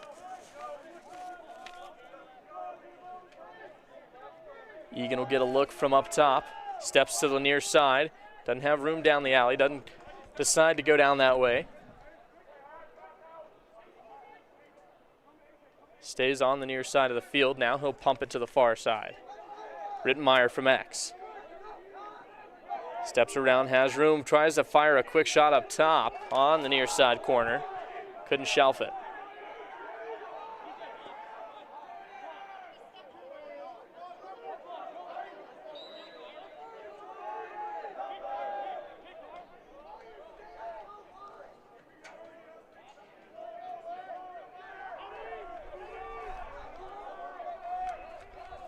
Quick one once again from South Carolina. It looked like Meyer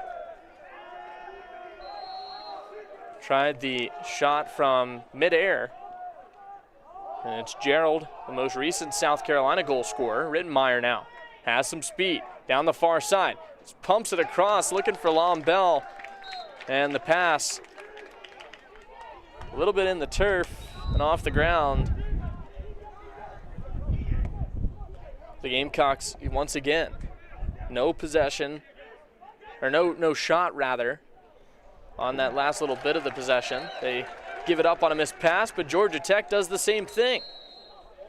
Again, just the sloppy passes for both teams, giving the other an opportunity to take advantage, and right now it's South Carolina in the offensive end with a good chance to try to retake that lead. 8-8 with 4 minutes to play here in the third quarter. Gamecocks recently led by 2. Georgia Tech got a quick goal to start the third quarter. Then the Gamecocks scored 2 more, and then Georgia Tech tied it up once again. Now Stanton Sends a hop pass to the far side. Stepping down low with room to shoot. Went off of a defensive stick there, I believe, from Tilden.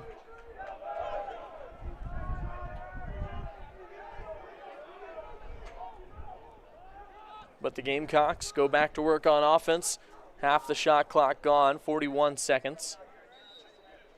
Referee didn't like the spot that he was trying to start from. 3.5 to go in the third quarter. Stanton fakes the shot, dips back to the far side, has a man there, shot save made. Gerald had room, Zagrobelny turns him aside. Georgia Tech, big time defensive stand there. Now they try to come back on offense, forcing it away from midline, a nice defensive check. And it'll be South Carolina. Really good effort from midfield for the Gamecocks as they get another opportunity on offense. It was a nice save from Zagrobelny on the last possession. Let's see what they can try to do, mix it up here.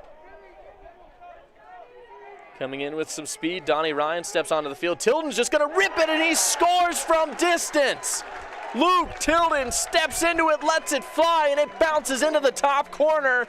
South Carolina regains the lead 9-8 with 2:52 to go in the third. Yeah, defense just didn't react. They surely didn't. Tilden, I mean, he literally started from just beyond midline and walked all the way in. Nobody touched him, and he said, all right, well, let's see what you can do. He steps up, fires away, and off the bounce, it goes over the shoulder of Zagrobelny. South Carolina, 9-8. Will Frith off of the faceoff. He won it forward but couldn't get possession. Georgia Tech instead will try to capitalize quickly. No, it came out of the stick of the LSM, and that long stick midi will hand it off to the South Carolina long stick midi. It's Anthony Spano, a pole goal! Anthony Spano marches it down the center and puts it in between the legs of Zagrobelny. South Carolina with a 2-goal lead, and they're going nuts on the sideline.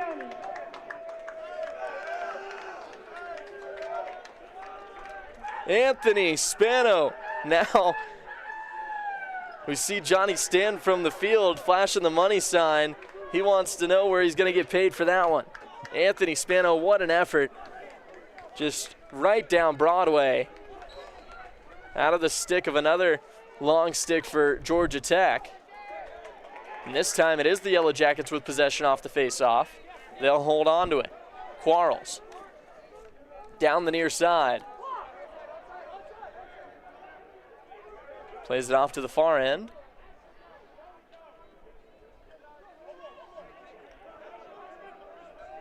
And they'll take some time to get the offense set up. Wagnon steps into the action for Georgia Tech. Again, the number 8 team in the MCLA, South Carolina number 9. They lead by 2, 11-9. Quick shot there, save made by Petrus. The rebound came back into the crease. And the South Carolina netminder turns that one away, scoops it up quickly, and the Gamecocks will transition. Romano gets to carry over midline by himself. Now he has help. Couldn't do it, didn't have the numbers. He'll do it now. Feeds it over to Donnie Ryan. Ryan has some room if he hurries. Instead, he lost the ball. Couple different guys there. Nobody can field the ground ball. Now ultimately taken by Georgia Tech. It's Seifert.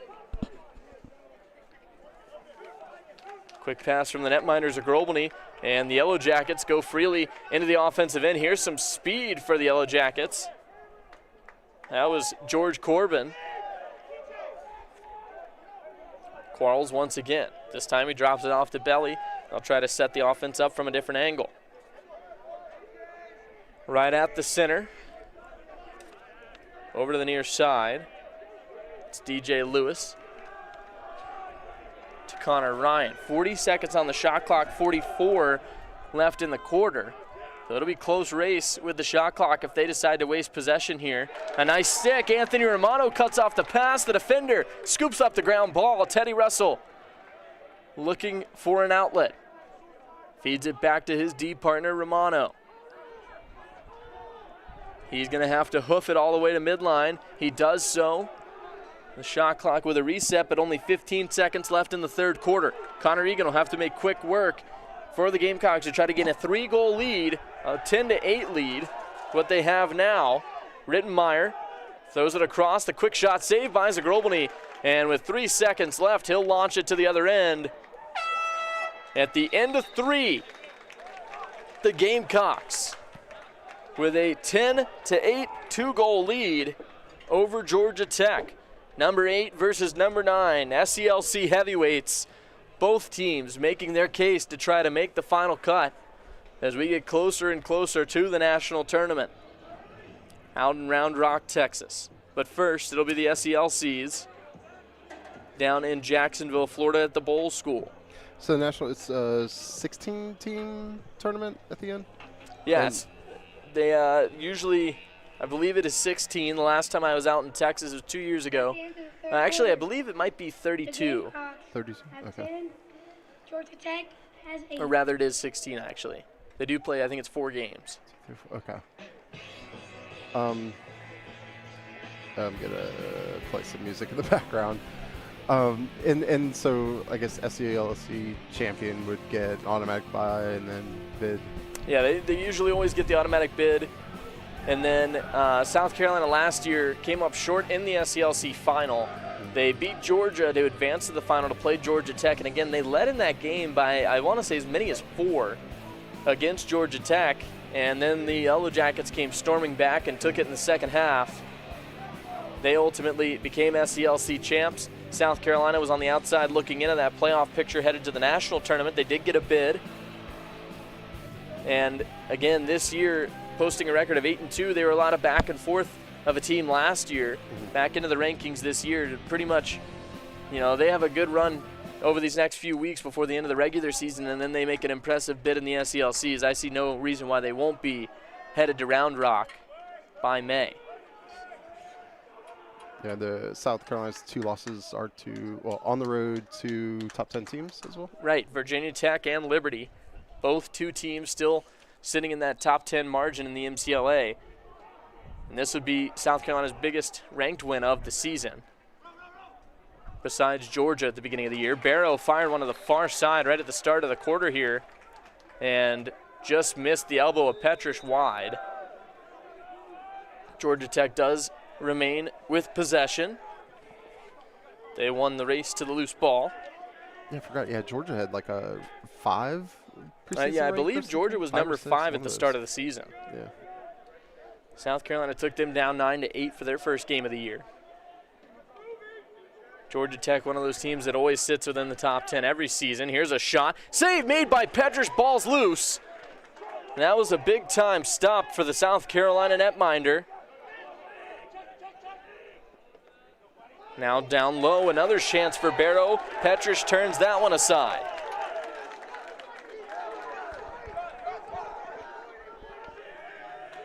And the Gamecocks looking to get things going on offense once again. They get possession back. Got to make a transition happen here. It's Petrish leading the way.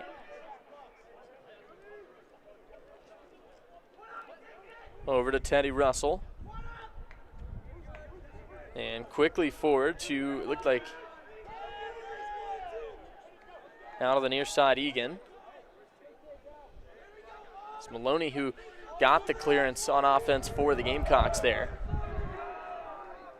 Now to the near side, it's Meyer up top for Egan.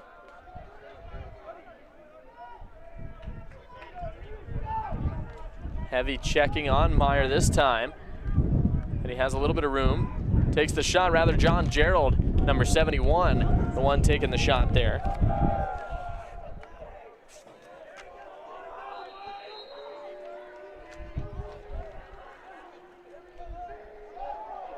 Right in front, a quick chance off the post. Rebound, couldn't be scooped up the ground ball. Zagrobny puts the big net on it. He gets shoved down, loose ball. It went off a body of a Georgia Tech defender. It was a wide open net. Still absolute pandemonium. Trying to get the loose ball, a nice check from Drew LaBelle. And the Gamecocks will get possession right back with a reset shot clock. They force the turnover, and they'll go back to work on offense. It's Egan. Egan, still to this point, nothing on the goal sheet for him.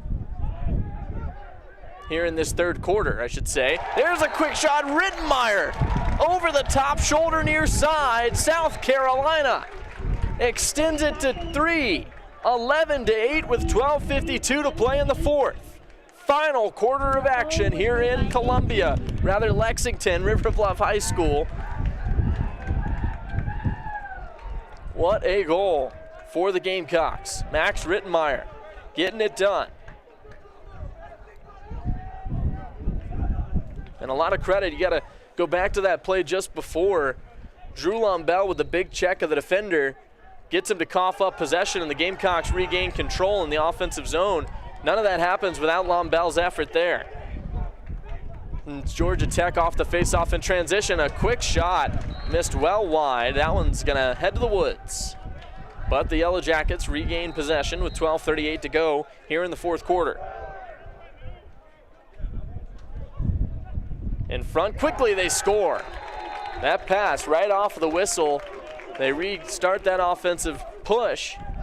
And right in front, all alone, the Yellow Jackets respond. Brendan Sullivan gets his. We go back out to the face-off dot. 11-9. It'll be Coleman Glazer, Benjamin Skopicki for Georgia Tech to take this one. 124-42 headed into this game today with Skopicki. Good numbers for the Georgia Tech Fogo. Glazer comes up short on that one. And a diving effort from Skopicki as he comes off. Georgia Tech once again with offensive possession.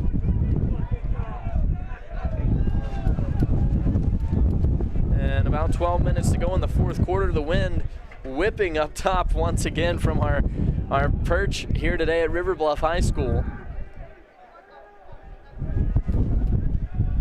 Georgia Tech back to work. Here's a quick shot. It bounces, but it was wide. Petrush stepped out to try to make the save. Wasn't quite close enough.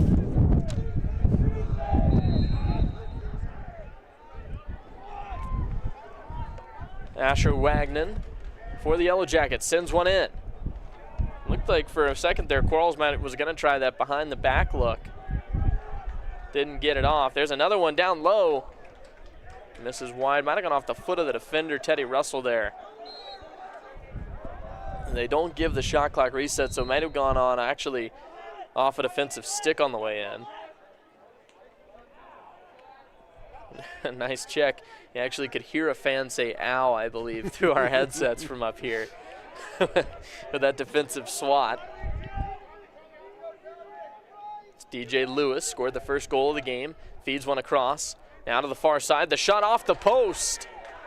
Petrush might have got a piece. And they give possession back to Georgia Tech. Shot clock once again resets. It's Belly.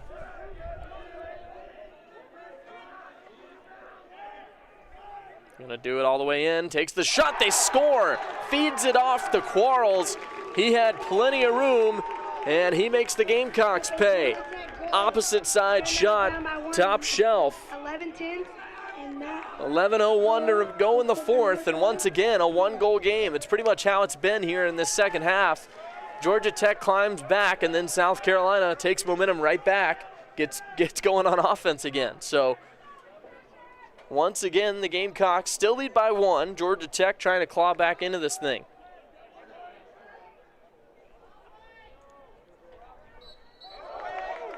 And it's a face-off violation for Frith. So Georgia Tech once again will start on offense for this possession.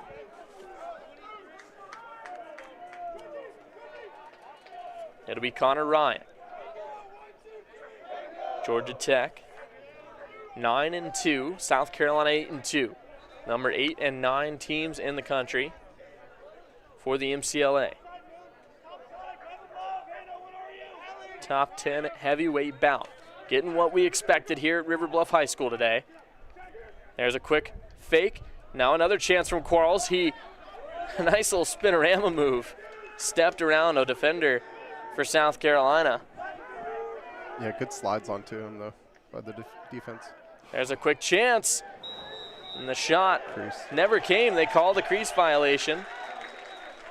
South Carolina escapes with offensive possession if they get the clear.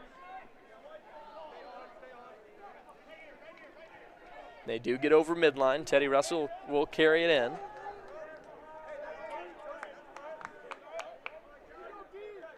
Now Max Rittenmeyer for John Gerald.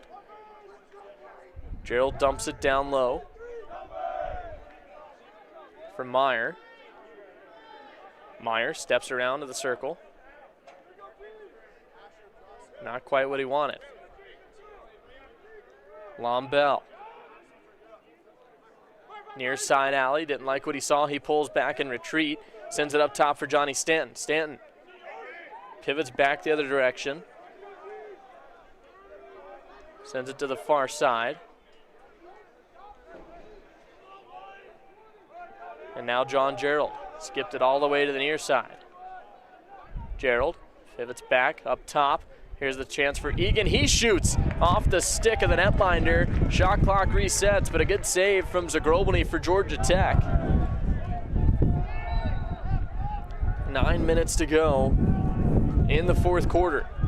Gamecocks lead is 1. And a timeout called. South Carolina going to readjust things here. Trying to make some fourth quarter adjustments. Another offensive possession coming for the Gamecocks, though, as they take their second time out of this one. Rather, their third time out of this one. Yeah, Dakota had to put in a lot of work to get that timeout called. Officials not paying attention. Well, we saw that a little bit earlier. There was a late whistle that Georgia Tech wanted blown sooner and way sooner. And that their fans were not happy, the coaching staff not happy. Yeah. But that timeout, like you said, Coach Dakota Kirsch Downs in his first season with an 8-2 team had to get the referee's attention in the most extravagant of ways. And here's Sandstorm now here at River Bluff High School. South Carolina, looks like the attackmen over there having a pretty good time listening to Sandstorm. They have their meeting, and they'll head back out. Now the defense splits. Timeout coming to an end here.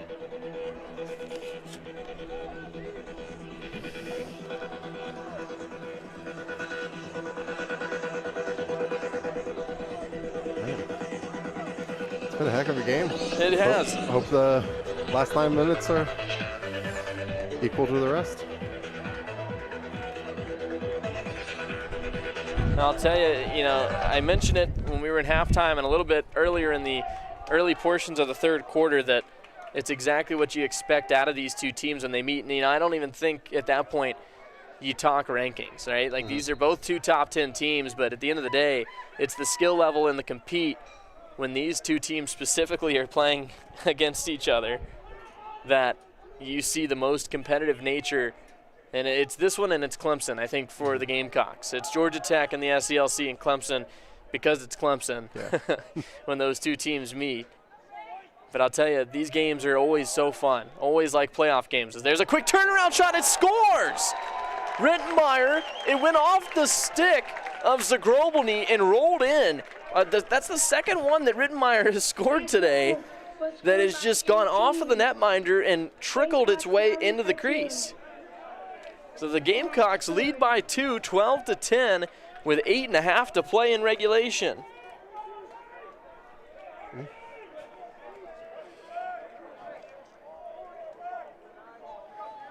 Yeah, you really just want to get that next goal that gets to 3. Well, yeah, exactly. You need to get that extra little bit of separation and insurance. Charlie King trying to field a ground ball. He does so. That's big time for South Carolina. King over midline. He'll step forward. He has room all day down the middle. He scores! It's the second pole goal for the Gamecocks, and they lead by 3. Jeff, you just mentioned it. You needed the third one to get comfortable, and they do it right there. And not to mention, it is a pole goal. The second time this afternoon. Unbelievable from AC Flora's own Charlie King. Oh, man. Yeah, it was exciting.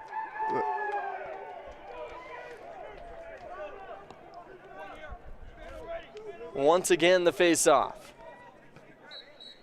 8:15, a face-off violation. South Carolina with possession.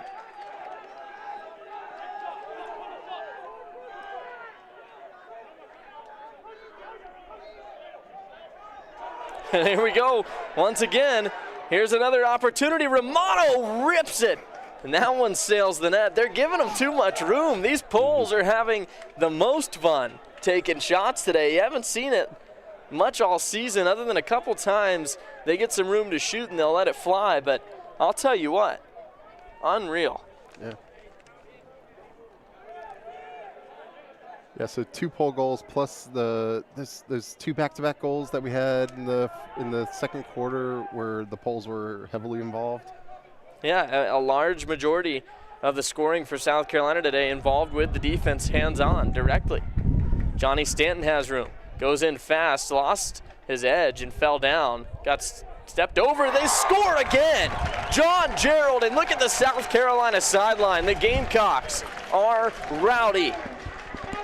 7:20 remain in regulation, and it's South Carolina in front by 4. I'll tell you this is that point where a lot of these seniors, a lot of these veterans on this team are remembering last year, that SELC final, losing to Georgia Tech. And now, here today, the Gamecocks getting their first taste of revenge in the 2024 season. A 4-goal lead, the biggest margin for the Gamecocks today. 7:20 remaining in the fourth quarter. Frith won the faceoff, couldn't establish possession. And Georgia Tech going to try to get a quick response here. They've got to make quick work on offense. Here's a nice move. In front, they do score. The quick transition face-off works for the Georgia Tech Yellow Jackets once again. 47, Joseph scored that. And it's 14-11 with 7:05 to go. And it was Joseph Rose off a feed from Pierce Quarles there for Georgia Tech to get the quick response. Another face-off coming for 14-11 is the score. For the Gamecocks. It's once again going to be the sophomore Fogo back at the dot, Coleman Glazer. And he fights hard for this one. It looked like it was a long stick taking that face-off, trying to throw off the rhythm of the Gamecocks. And the Georgia Tech Yellow Jackets do get it, but it was a quick defensive check. Cough up possession does Georgia Tech, and the Gamecocks getting the crowd going once again, up by 3. Was it Teddy on that? It was Teddy Russell doing Teddy Russell things. Yes. Surgical with the defensive stick. Just about 6.5 to go here in regulation. Yeah, you kind of want to see us work the shot clock on this one. Absolutely, yeah. Just run your possession times down here. It looks like they are going to be a little more patient. Rittenmeyer sends a pass over to Gerald.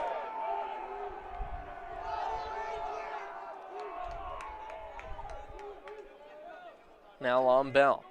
Gamecock's going to play catch. Lombell makes a nice move. Sends it to the far side. Now down low, here's Johnny Stanton. Stanton back up top. He coughs it up on the pass. Georgia Tech has a chance to make a transition here. Drops it off for Quarles. Up top, pole shot. Got blocked, and the defender, I'm not sure what happened there. He was limping following the shot, and now the Gamecocks in transition. Stanton up top. Healy had room. He got checked from behind, didn't see the defender coming, and a whistle blows. flag on Yeah, the play. maybe it was almost like maybe he stepped on the foot of one of the Gamecocks after the shot or something like that. That's kind of what I was thinking there. It was just a really awkward little series, but a late flag comes in. Georgia Tech looking like they're going to go man down here, and that is the case. It's Aaron Piszczek taking a seat. 11 is in the bad boy box. Yeah, just box. 30 seconds. 30 second for Piszczek. Reggie and getting comfortable on the mic on the PA system. what is now being referred to, I think we have to refer to it as the bad boy box The for the bad rest boy of the box, game. yeah, for sure. Connor Egan starts things off for this man-up opportunity for the Gamecocks.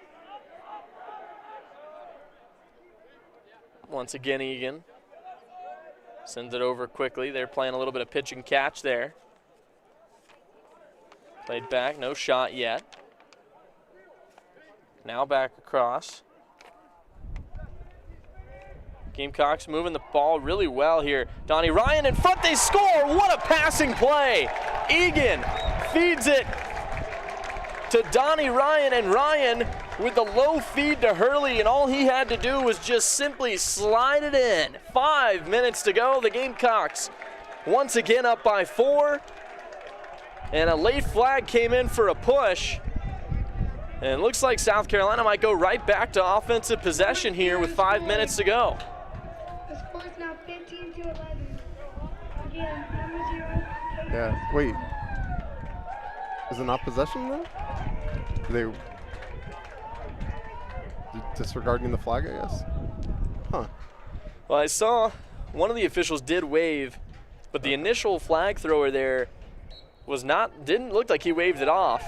Frith had a stick caught up in a Georgia Tech player. Healy pokes it free. Frith fields the ground ball, and the Gamecocks right back in business. There was a big slash. Here comes the flag. And this Georgia Tech team, a little bit undisciplined, a little frustrated with the fact that the Gamecocks got possession there. They're going to slow things down, make their substitutions. They're going to have plenty of time to set up an offensive possession and then go man up. 4.5 to play. This is your ideal situation, Jeff. Yeah, so I don't know this on the shot clock. Can they burn the entire shot clock and then it gets whistled and then you have the penalty assessed? It looks like that's what they're going to try to do, is waste time and then get the man up advantage here. Because it'll reset the shot clock, right? Correct. For the whistle, for the flag. Rittenmeyer just going to hold it in the corner. Waiting to see his offense spread out. 30 seconds on the shot clock. 4 minutes in regulation. Rittenmeyer faked a step in. Flag still down on the field. Meyer sends it to the far side. Looks like Lombell. He has room. He shoots. What a goal! It's Luke Tilden. Top shelf. He had all day to step into it, and he goes top left cheese. The Gamecocks with a 5-goal lead, a 5-goal lead with 3:41 to go in regulation over Georgia Tech. What a shot, an absolute rocket from Luke Tilden, or a stinger, if you will, from Luke Tilden on the Yellow Jackets. Stinger in the jacket's nice. As we get back to the face-off circle, I try sometimes. Yeah, I like it. This flag waved on the goal. So they do wave that flag for the offensive goal.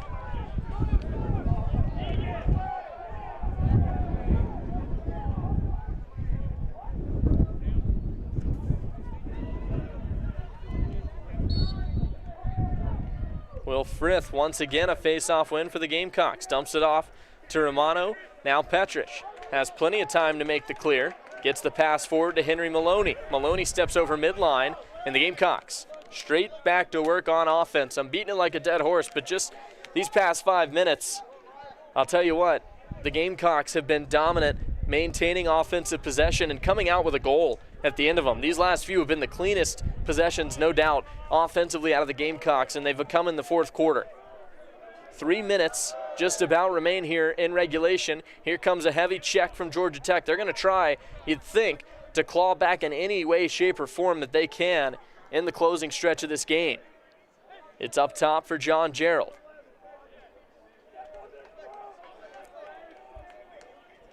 Max Rittenmeyer made a nice move. Played it across looking for Egan, and the missed pass will give Georgia Tech possession.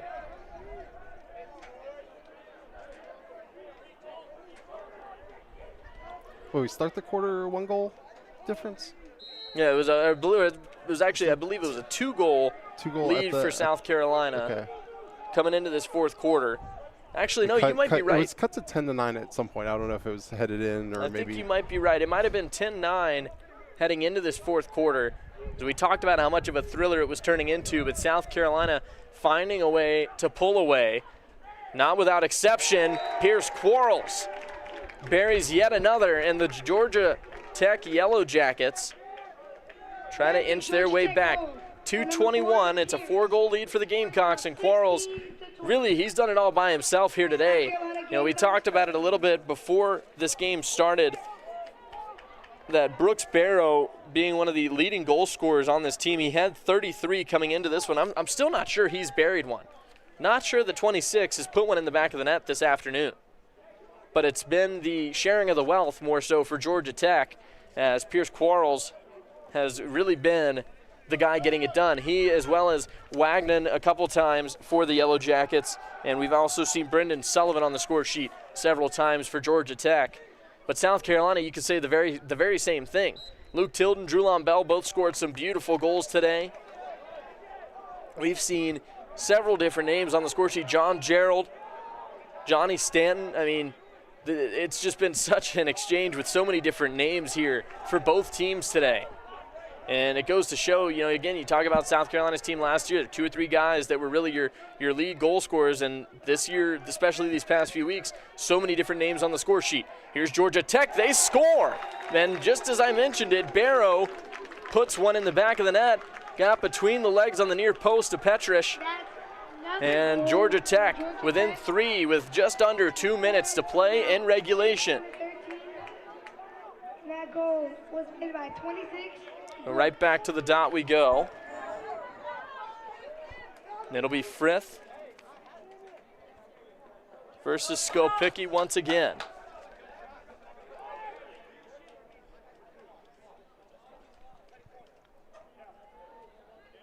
Sticks are down for the faceoff. Tied up easily that time, won by Frith. He'll send one over to his helper. Egan couldn't control it. They cough up possession. Here comes Georgia Tech once again. And a flag coming behind that play. Teddy Russell fans on the opportunity to take it back. And that one at the feet of Petrish. He makes the save that time. And the whistle blows. We'll see what this foul call is. Inside of 5. It's going to be a delay of game on Connor Egan. The Gamecocks lose a man. A minute 29 to go. 30 seconds. This one, again, starting to get a little closer. We talked about it earlier. 3 goals is the separation you want. You had 6, or 5 there for a moment, rather. And now we're right back to within 3. And Georgia Tech man up. It's Barrow. To Quarles.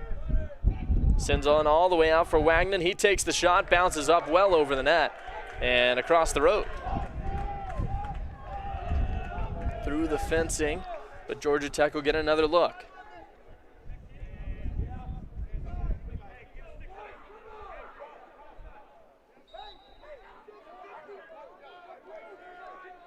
Back out and across now to the near side. Wagnon has it. Send it down low in front. There's a nice shot. Opportunity, I should say, as the South Carolina defense scooped it up real quick. And they're calling a push against the Gamecocks. Shot clock will reset. 1 minute to play. So the shot clock now out times the game clock. And Petrish off the quick shot makes the big save into the pocket. Here's Tate Snideout. The midi has plenty of room, plenty of speed. Sends it down low. The Gamecocks will slow things down. They're going to waste time. 45 seconds to go in regulation. It's Meyer waiting on substitutions. So that's going to be a timeout on the side, right? And then there's the timeout. Good call on the timeout. Well, again, yeah, you mentioned all the substitutions are coming on, and you have one man just trying to dance around 3 different Yellow Jackets there. Definitely a smart timeout from Dakota Kirsch Downs. It's 16-13 with 36 seconds to go here in regulation. 13.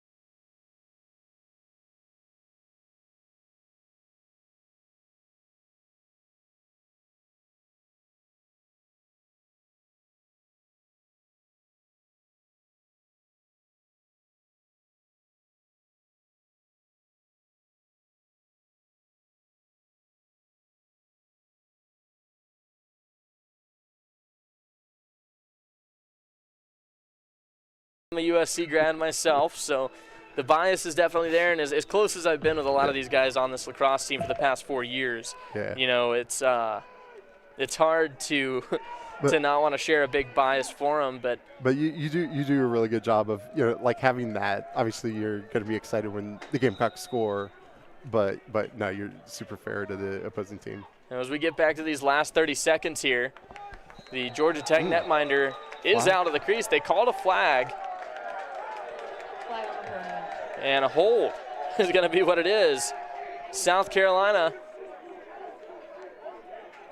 will have possession back with less than 30 in regulation. And another Yellow Jacket headed to the bad boy box, as the PA announcers like to call it.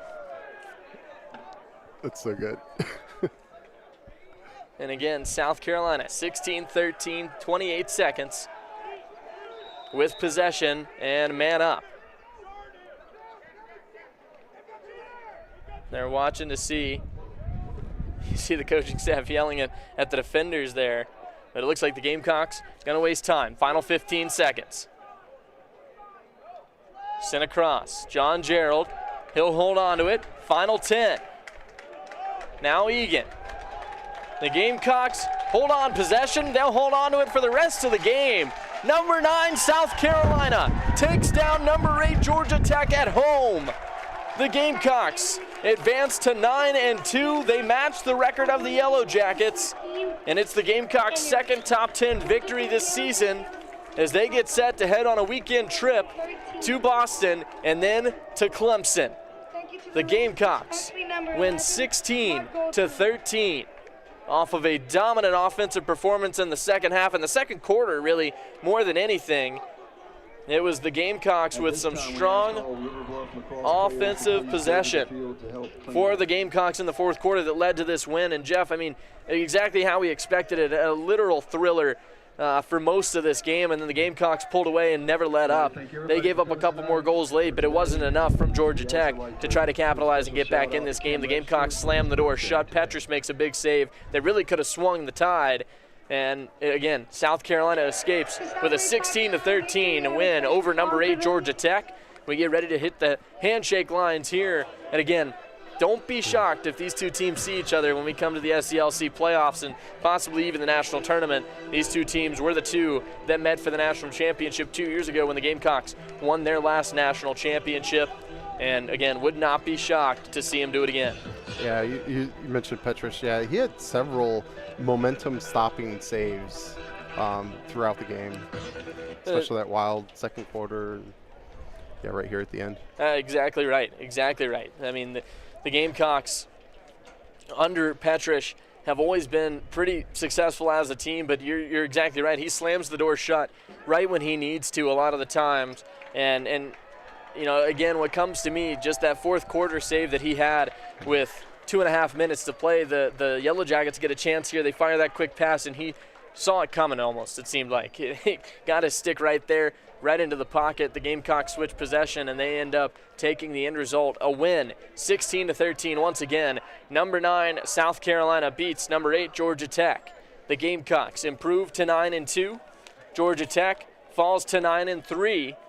And as the MCLA gets prepared to dish out their top 25 rankings coming into next week, it'll be interesting to see what kind of shifts we see with the Gamecocks putting up a big win here today. Awesome. All right. Well, yeah, thanks for joining me. Of course, yeah, a lot of fun here with Jeff Rhodes. Once again, Nick Harvey, can't thank you enough for joining us here at River Bluff High School in Lexington. One final time, the Gamecocks, 16-13 over Georgia Tech.